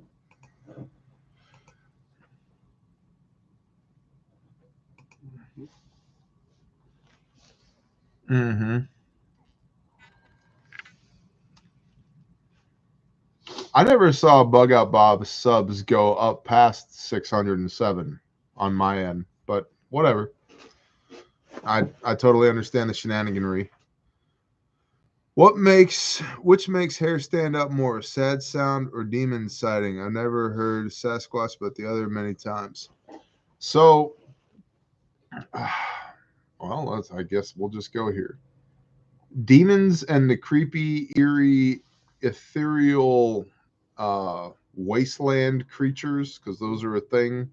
The leftovers, the things stuck in limbo, don't even scare me anymore. They'll make my hair stand up like, oh, there's a thing here, but I just rebuke the shit out of them and they go away. Some of them flee instantly. Some of them leave reluctantly, and that's odd. That's the odd one.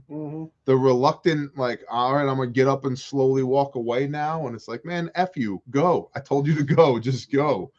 That's odd. The instant fleeing, like I've become accustomed to. The slowly, reluctantly, just kind of the recalcitrance of just, okay, I guess I'm going to unfold myself from this situation and slowly leave. That's odd. I don't even think those things are probably more artifacts than sentient anyway, but that's an entirely different discussion. But those things, they don't scare me. Yeshua did battle with those things all the time, and he has told us, you will do all these things and more in my name. They don't scare me. Sasquatch is weird because there's definitely a physical element to it. Like it's like a real flesh and blood thing. But be not afraid, man. Be not afraid. I have the same Sasquatch policy as I do alien policy. Shoot it in the face, then call the CIA, and then get a pallet of $100 bills. That's my policy. So, Jacob, Sasquatch and demons, let me pour another. Right? Hey, man, I didn't intend for the conversation to go here, but shapeshifters, yeah, dude, Rex is still here. Shalom, brother. Rex is still here. Would you sell Sasquatch a bear fac? So, listen, since it's just us girls here, I totally intend to do a line of advertisement for the bear fac where it's me in the woods versus Sasquatch, and it becomes like a thing. Like the first commercial is like I'm out hunting, right? And then like you see I've got like an orange like SOB on my belt, and then you kind of see my point of view, and I'm looking through the bush, and there's like a big brown furry thing, and then the other point of view is like a Sasquatch, and he's out hunting, and he's got like a big stick, and we both kind of see each other at the same time. Then boom, we both attack at the same time, and then I'm laying there on the ground bleeding, and he's laying there on the ground bleeding, and then Twitch just like jumps out of the bushes in a ghillie suit, and he's like, "Hurry up, you're dying!" And then like I have to triage Sasquatch and like put them all together, right? And then like he runs off in the woods, and then it just cuts to like refuge medical and an adventure kit, right? And then like that's the end of it. And then like the second one is like I'm at like the McDonald's drive-through, right? I'm sitting there and I'm like, yeah, let me get a double cheeseburger and like a 10-piece and maybe like a large fry. And I look over in my side view mirror and there's Sasquatch in the car behind me, and he's just looking at me, and I'm just looking at him, and he's looking at me, and I'm looking at him. And then we both go at the same time. We both bounce out of the car, and I start shooting, and he's shooting, and there's bullets going everywhere. And then Twitch just like jumps out from behind the sign. Hurry up, you're dying. And Phelps like comes out and is like knife hand and yelling at people. Get off the X. Get off the X. Get off the X. Get off the X. Right. And then it's like, we're throwing tourniquets on legs. I'm doing a buddy drag on Sasquatch. And then it just like pans over to, you know, Bear Fact 3.0, Refuge Medical. So, yeah, it's in the works, man. It's in the works. So, Bear, this is the best pitch ever. Top quality production. Thank you, Cole. Thank you. PJF laying down cover fire. Oh, yes. That's awesome. That just pans over. PJ and SK and tuxes, Mr. and Mrs. Smith style, just behind the little CRV. Ba, ba, ba, ba, ba, ba, ba, ba, ba, ba, ba, ba. Oh, it's phenomenal. Bear is Bigfoot. Dakota, shh, don't tell anybody. I have to shave him daily.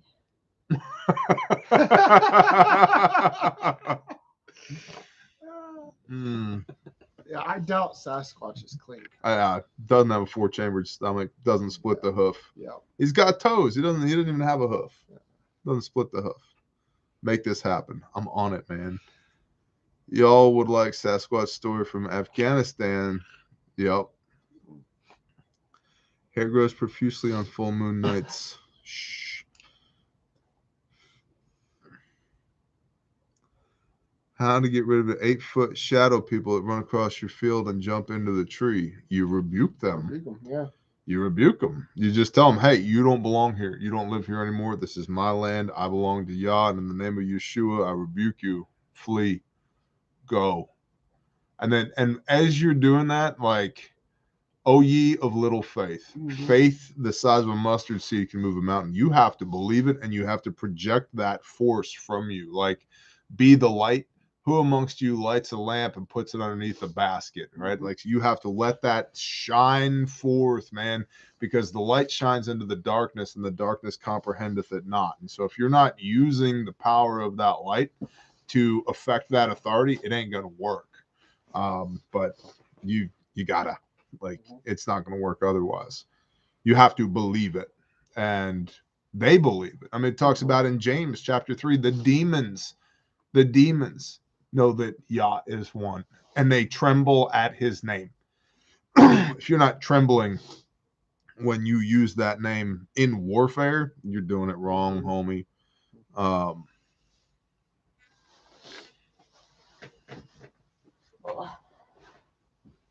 toesies are frozies. I know. 3.5 hours, man.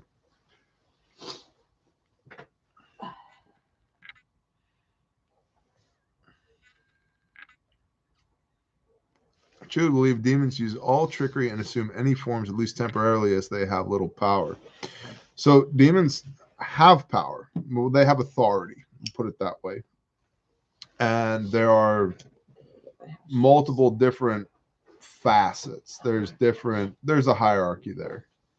I mean, at one point, the Archangel Gabriel's like, hey, man, I would have been here sooner, but I was fighting the Prince of Persia. Sorry for the delay. Kind of a big deal, right? But there's all types of things, and some of which are artifacts. They're all unclean. They're all bad stuff. But think about it. When Yeshua casts out demons, what does he send them into? Sends them into what? Swine. Into swine. How interesting. Swine, perfect receptacle for a demon. But yet we're going to grill it up this weekend on our barbecue after church on Sunday. Okay. Yeah. I also think the physical beings like Sasquatches, shapeshifters, skinwalkers, you may want to call them, instead of shapeshifters. Yep. Wendigos. Yep. I believe that they are descendants of an actual different DNA strand. Mm-hmm. Okay.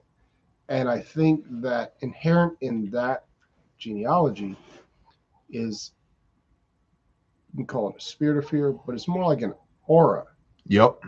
It's like something that they can radiate from themselves that strikes fear in men. Yep. They inherited that, and that's not to say that we're to be powerless to it, because we're not. I think that could be an aspect of how it says we're not given to a spirit of fear. Mm-hmm. Right? We'll sit back down here. But I think that takes. I've never heard you tell a story of experiencing that before that, and I think that the first time anyone ever experiences that, there's some it takes conditioning adjustment. required. Yeah, yep. Some conditioning required. The same way that when you first dealt with demons, the fragments, the holdovers, right? You didn't respond the same way you do now. Yep. Right. Yep. And after that first time, you, through Yeshua, overcame that fear and pulled out the shofar and told him whose land this was, essentially. Yep. Well, I mean, I'm speaking on your behalf, but yep. I'm waiting on you to correct me if I'm wrong. No, that's true. There was shit here when we got here, and I walked around rebuking shit. The compost pile used to be right there where the outhouses, and I was walking around there one day, and man, I could feel it. Yeah. And Slender Man. I don't know if that's a thing. I've done no research on it, but tall, skinny, dark shadow man, evil. I'm walking past the compost pile, and I'm like, son of a bitch, he's right here. And I turned around and walked back and was like, you. And I'm pissed. And rage is one of my giftings to the point where I have to be careful to not use it, like only if it's righteous, right? and I'm pissed, and I'm like, in the fucking name of Yeshua, get out of there now. Get out. My place, not your place. Get out. Leave. And slowly, disjointedly, staccato motions, this thing unfolds itself from the compost pile, gets up, and just looks at me almost with like, you. I'm like, go. And it turned around and it walked off that way. I'm like, and keep going and don't come back. This is not your place. You don't belong here anymore. So I was getting to the point that I've experienced the same things. And I started experiencing the shadow figures and stuff like that at a pretty young age. So dealing with that was much more old hat, kind of like it. I was much more well versed on that. First time I heard whistling in the woods, something whistled to me, or something whistled, tune, expecting a response. I was like, I had the same kind of moment you had with the first Sasquatch encounter. Yep. I was like, oh, yep, time to get out, like right now, like no dilly-dallying, just go. Since then, I've heard the Sasquatch moan, cry, whatever you want to call it, on the adjacent property, and it's much easier to deal with after the first time. Yep. You realize that that's still just a holdover that's subject to the power of Yeshua. That's the thing. It's all subject to the name and the power. All of it. Is rage a gifting? Yeah, I saw it. Is rage a gifting? Could you talk on that a little? It's a talent like anything else. If you use it for good, it's good. If you use it for bad, it's bad. It's like saying, guns don't kill people, people kill people, right? It certainly can be bad if it's not used appropriately. if it's used as an armor to keep people away, if it's your default emotion where now you're acting emotionally rather than logically, it's not a gifting at all. Comma, if it's a righteous rage, well, there's scripture for that. Yeshua was in a righteous rage when he cleansed the temple. And so there's a biblical example of that. And the thing I have to be careful with is that for a very long time, I was very comfortable being angry. I can wear that like an old glove, right? I just slip right into it. And it's almost like I know I'm in it. And if I try really hard, I can stop. But man, it's just so comfy and familiar. But the thing that happens in that is no ego, no hubris. I'm fearless. You can't stop me. I got into a fight with 12 dudes, 6 of which had baseball bats in that state. And I didn't win, but 8 of them went to the hospital. Okay. Like, it's a very dangerous mode, and a physically dangerous mode. I have to be careful with it. And I tell people that guy still exists. I keep him in my back pocket. And if I need him, I'll pull him out. But I don't strive to be that guy. And I don't strive to use that skill, whatever, or tap that ability that I have unless it's righteous, because I can go there for a lot of really unrighteous reasons. It's hard to shut it down. It's like a drug. Exactly. It's like a drug. But see, environment is stronger than willpower. You're absolutely right. It's like a drug. I mean, some people here know, some people here are new. So my first business in my early 20s for $1.4 million. And I proceeded over the course of the next 2 years to blow $1 million of it on coke and bourbon. Right. It's absolutely like a drug. Like I get it. And so to this day, if you put a pile of cocaine in front of me, it doesn't matter how strong my willpower is. If I sit here and look at that coke long enough, I'm going to do it. That's why I don't go where there's piles of coke, because your environment is stronger than your willpower, right? It's the same basic concept of like dieting. If you're not allowed to eat a certain type of food, don't have it in your house. It's as simple as that, right? That's to one question is like, they struggle with knowing when is it right. I think a lot of that has to do with your environment. I think you proactively control your usage of the rage by not putting yourself in environments where you have to use it unrighteously. Yep. Right. Yeah, and being aware of what triggers you. Once you feel it creeping, stop letting it creep. And the best thing I can do for that is create distance. Distance from the problem allows me to be objective, to objectively judge the situation, not subjectively judge the situation. And sometimes there might be an hour or a day where I'm simply incapable of talking. I can't vocalize right now. I'm still pissed. And it takes me a hot minute to gather my thoughts and put my words together. And then I have to come back and readdress whatever the issue is. And at least 50% of the issue every time is me, right? Like, and really, if we're going to go personal accountability route, it's 100% my fault, right? Whatever the situation might be.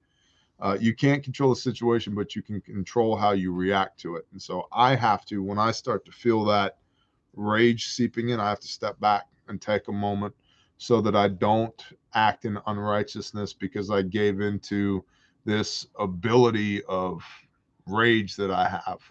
The flip side of that, what would be a righteous application of that? Come hurt somebody I love. I will tear you limb from limb, and I won't bat an eye about it. I won't lose a moment of sleep. I will literally rip you to shreds and put you in my compost pile and go right to bed. and I'll feel great tomorrow morning when I wake up. And you said you have to reel it back, right? I'd like to highlight that is so that you can hear the ruach. My gifting is not rage, but a lot of us have giftings that can be used inappropriately. Okay, and I'm not going to go into mine, but the thing is that every time you get a moment where the ruach will tell you yes or no. Yep. The ruach, the Holy Spirit will either convict you that you're about to go down a path into sin. Yep. Or you get a peace. Yep. Or deception. Like, because a lot of it's like self-negative talk. Like, your reaction is causing you to, when you're reacting, you're generally thinking of, like, subconsciously of a situation that you felt that exact same way that you do at that moment. And it's recognizing that and thinking about it in an honest manner. Like, I had a situation the other day with our teenage daughter where she was just confiding in me, but it was resulting in them making very poor decisions. And I got pissed about it. And then she got pissed about me being pissed. And it was about to turn into this huge blow up battle. And all of a sudden, I stopped. I toned it, like, paused for a moment, regained myself, and was like, I am justified in my anger over this. I have the right. This is. It's a righteous anger. It's a righteous anger. And so, but just stopping and analyzing and saying, okay, yes, I'm starting to get emotional. I'm starting to, get pissed that she's just not getting this. And just take a deep breath and think about it and take that emotion out of it. Because usually when you show emotion, whether it's sadness or anger or jealousy, like whatever that reaction is that's negative, it's usually because it stems from some inner feeling that you're feeling attacked, or why doesn't she love, like, there's always a human element to yes it. And I think that's the key is, am I acting on the human element to this, or am I acting on the spiritual element? Am I listening to me and my own negative feedback loop, or am I listening to the Ruach? And am I going to step back from this and hear the voice of the Holy Spirit and say, yeah, go, or no, dumbass, pump the brakes? Yeah. Because, and that's the thing, right? Sometimes he's like, stop, and you go anyway. And then especially, I don't know about other things, but with rage, now I'm even more pissed because I know I'm wrong and I'm doing it anyway. Yeah. And that's, whoa, that's bad. Yeah. That's bad. And that's where it's like, I need to get some yonder for me and for everybody else around me, because, and this is, I'm not saying this with any pride. I've wrecked a bunch of people, like just wrecked a bunch of people, to the point where I've seen red and basically blacked out and then come to, and there's just people laying around. I'm like, and the looks after that on people's faces, it's sheer terror. Like, what did you just do? And I'm sure you've experienced this. Some people that are close to you have probably seen that. Yep. And then never looked at you the same. Yeah. Yeah. They're like, what did you just do? Like, I can never trust you again because I didn't know that you were capable of that. Mhm. It's like you're a rabid dog that I've been petting this whole time that turns out could just kill me at any moment. Yeah. And it's like that's a hell of a look to get from somebody, you know. And then again, the flip side of that is like I said, come hurt somebody I love. I'll do that to you, and I won't feel bad about it at all. So, and, you know, there are righteous applications for any of these inherent abilities that we have, whether you'd call it a gifting or not, depends on how you use it. You know, Well, and you've also surrounded yourself with people that when I come back from the office and there's 6 bodies strewn across the sheep field, like, TJ, what the hell happened? Well, blah, blah, blah, to someone I love. I'll be like, oh, okay, you need help picking this up? Shovel time. Yeah, Drew. Yeah, that look hurts more than anything. And then that's the thing. Then you lock it up, right? And you get control over that. You lock it up. But I have never, whether I took the time to step back and pay attention to it or not, I've never had a moment come up to use my gifting and not hear the roar. Even before I was following Torah, there was always a moment where it was like, nope, you shouldn't do that. And every time I chose to anyways, always resulted in devastation. Mm-hmm. Not heeding the Ruach always results in devastation. It doesn't matter what the application is. I think it's just more poignant in those moments that the results of your decision, the ramifications of your decision are much more immediate in that regard. And I think a lot of people don't even deal with that type of thing. Like, the giftings they have are pretty straightforward, but some of us are provided giftings that can very easily be used unrighteously. Now, those things are massive tools when they are used righteously. Mm-hmm. And that comes back to those who much is given, much will be required. Mm-hmm. You know, there's a great level of responsibility that goes along with having essentially a high-powered gifting like that. Amen. That's a great point. That's a great way to look at it. To whom much is given, much is required, right? Like, with great power comes great responsibility, you know. Bless you, Drew, man. You rock. Yeah. Hey, this is not Shield Bearer, by the way. This is Stalwart Peacekeeper. Shield Bearer is his cohort, his partner in crime, Twitch. This is not Twitch. This is Stalwart Peacekeeper. He doesn't twitch. Well, only if he's got back spasms. Yeah. Bless you, John Governale. Hey, Wolf Angel, we're just happy to be here, man. And I didn't even know if I was gonna live stream tonight, and then I was like, I think I'm gonna live stream tonight. I was like, it needs to be a chill live stream. I'm not gonna get up all upset at the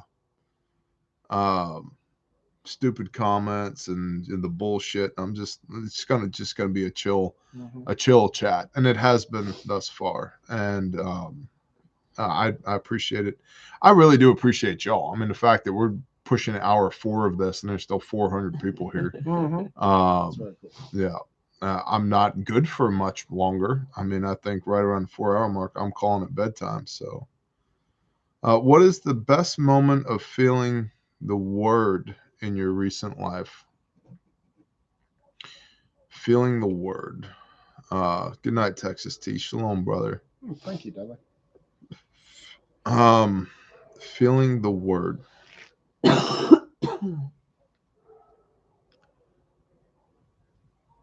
The feast days are the most powerful. That's when the Spirit moves. The Spirit also moves on deployment.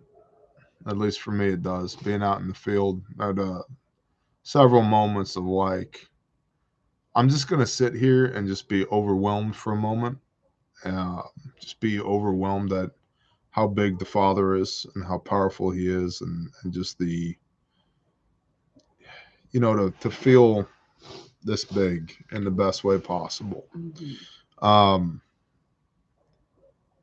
don't know if there's a more overwhelming experience in the word than Passover, the moment the knife bites flesh. It's everything. It's everything. And being the one dragging the knife, it's a big deal. And Passover, very much so. It's highly, it's good job, honey.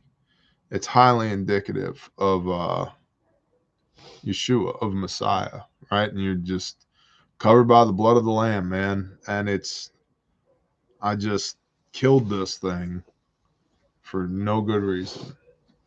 Obviously, the Father commands it, but why? It's just a loss of life. And then you tie that into the Father loves you so much that he killed himself for you so that you could come home again.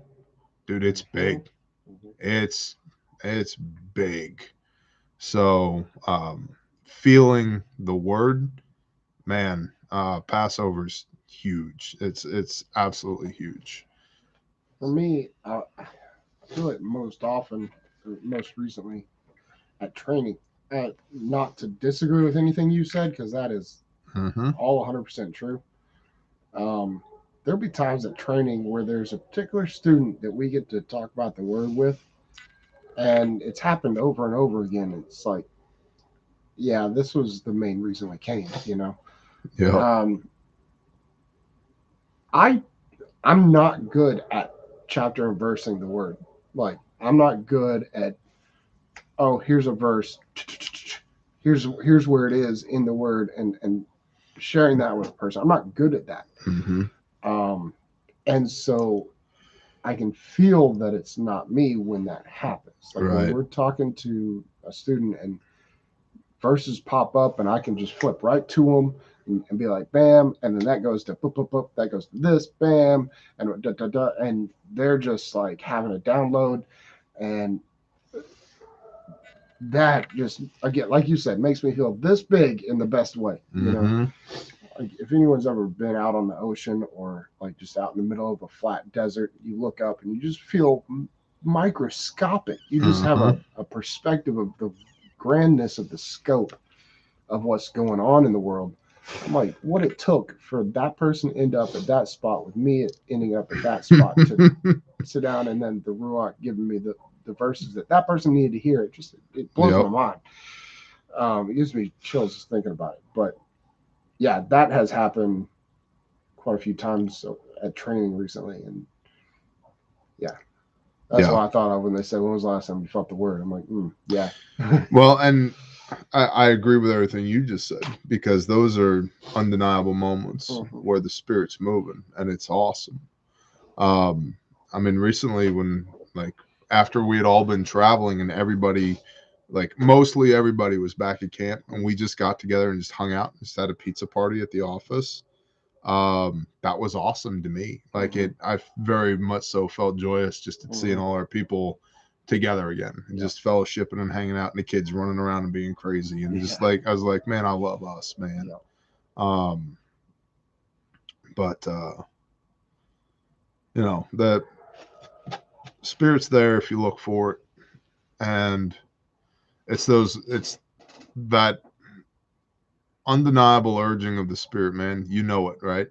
You know it. It's there, and you can either listen to it or you cannot. So good night, Donnie Taylor. I think there's a bunch in these communities. I need to buy some Bear and PJ shirts so I can meet some more like-minded people. Joint PJ and Bear t-shirts. Oh, maybe I'll ask them. Bringer of change. Hey, I saw your comment earlier about, you know, being in church when you were 14, and just that overwhelming joy. That's beautiful. I've had those moments too, man, and I praise the Father. I continue to have them. The last time I was just like inexplicably like impossible to explain, just like awash in the spirit, was our first fruits here, Feast of First Fruits. I was a blubbering idiot. I had my knees on the dirt, my face on the ground, praying, and just snot just pouring out of my nose, and like time stopped, and like the sun was shining on me, and I was just like warm and comforted, and it was just an absolutely beautiful thing. Inexplicable. It was like the Father just like had me just like right here. Like, I'm just gonna hold on to you just for as long as it takes, man.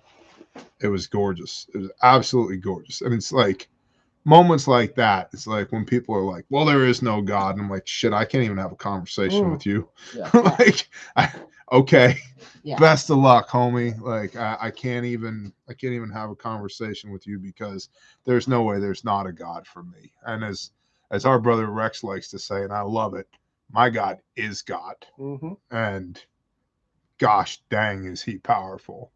And he's powerful, and he loves you and wants the best for you. And that's the thing. Like, we all got to onboard that and figure that out. Like, he is a loving, powerful creator, and he didn't accidentally make you, didn't accidentally put you here right now. It's not a coincidence that all these things happen to you. Like, it's all for a purpose, and it's all for his timing. And like, he didn't make mistakes. He doesn't make mistakes. No. He doesn't lie. Like none of that. People make mistakes. People lie. People fuck things up. The Father doesn't. And if you just lean into that, like, it's not a coincidence. It's not an accident. Gosh, and you just start looking for him, and you will find him. He will find you, and you will be blown away at his presence. So, and with that, I'm going to call it a night. I appreciate y'all. Thank you for hanging out with us for 4 hours. Yeah. Y'all are awesome. Bless y'all. I will see y'all Shalom, folks. sometime tomorrow for the brief. Stay blessed. Shalom.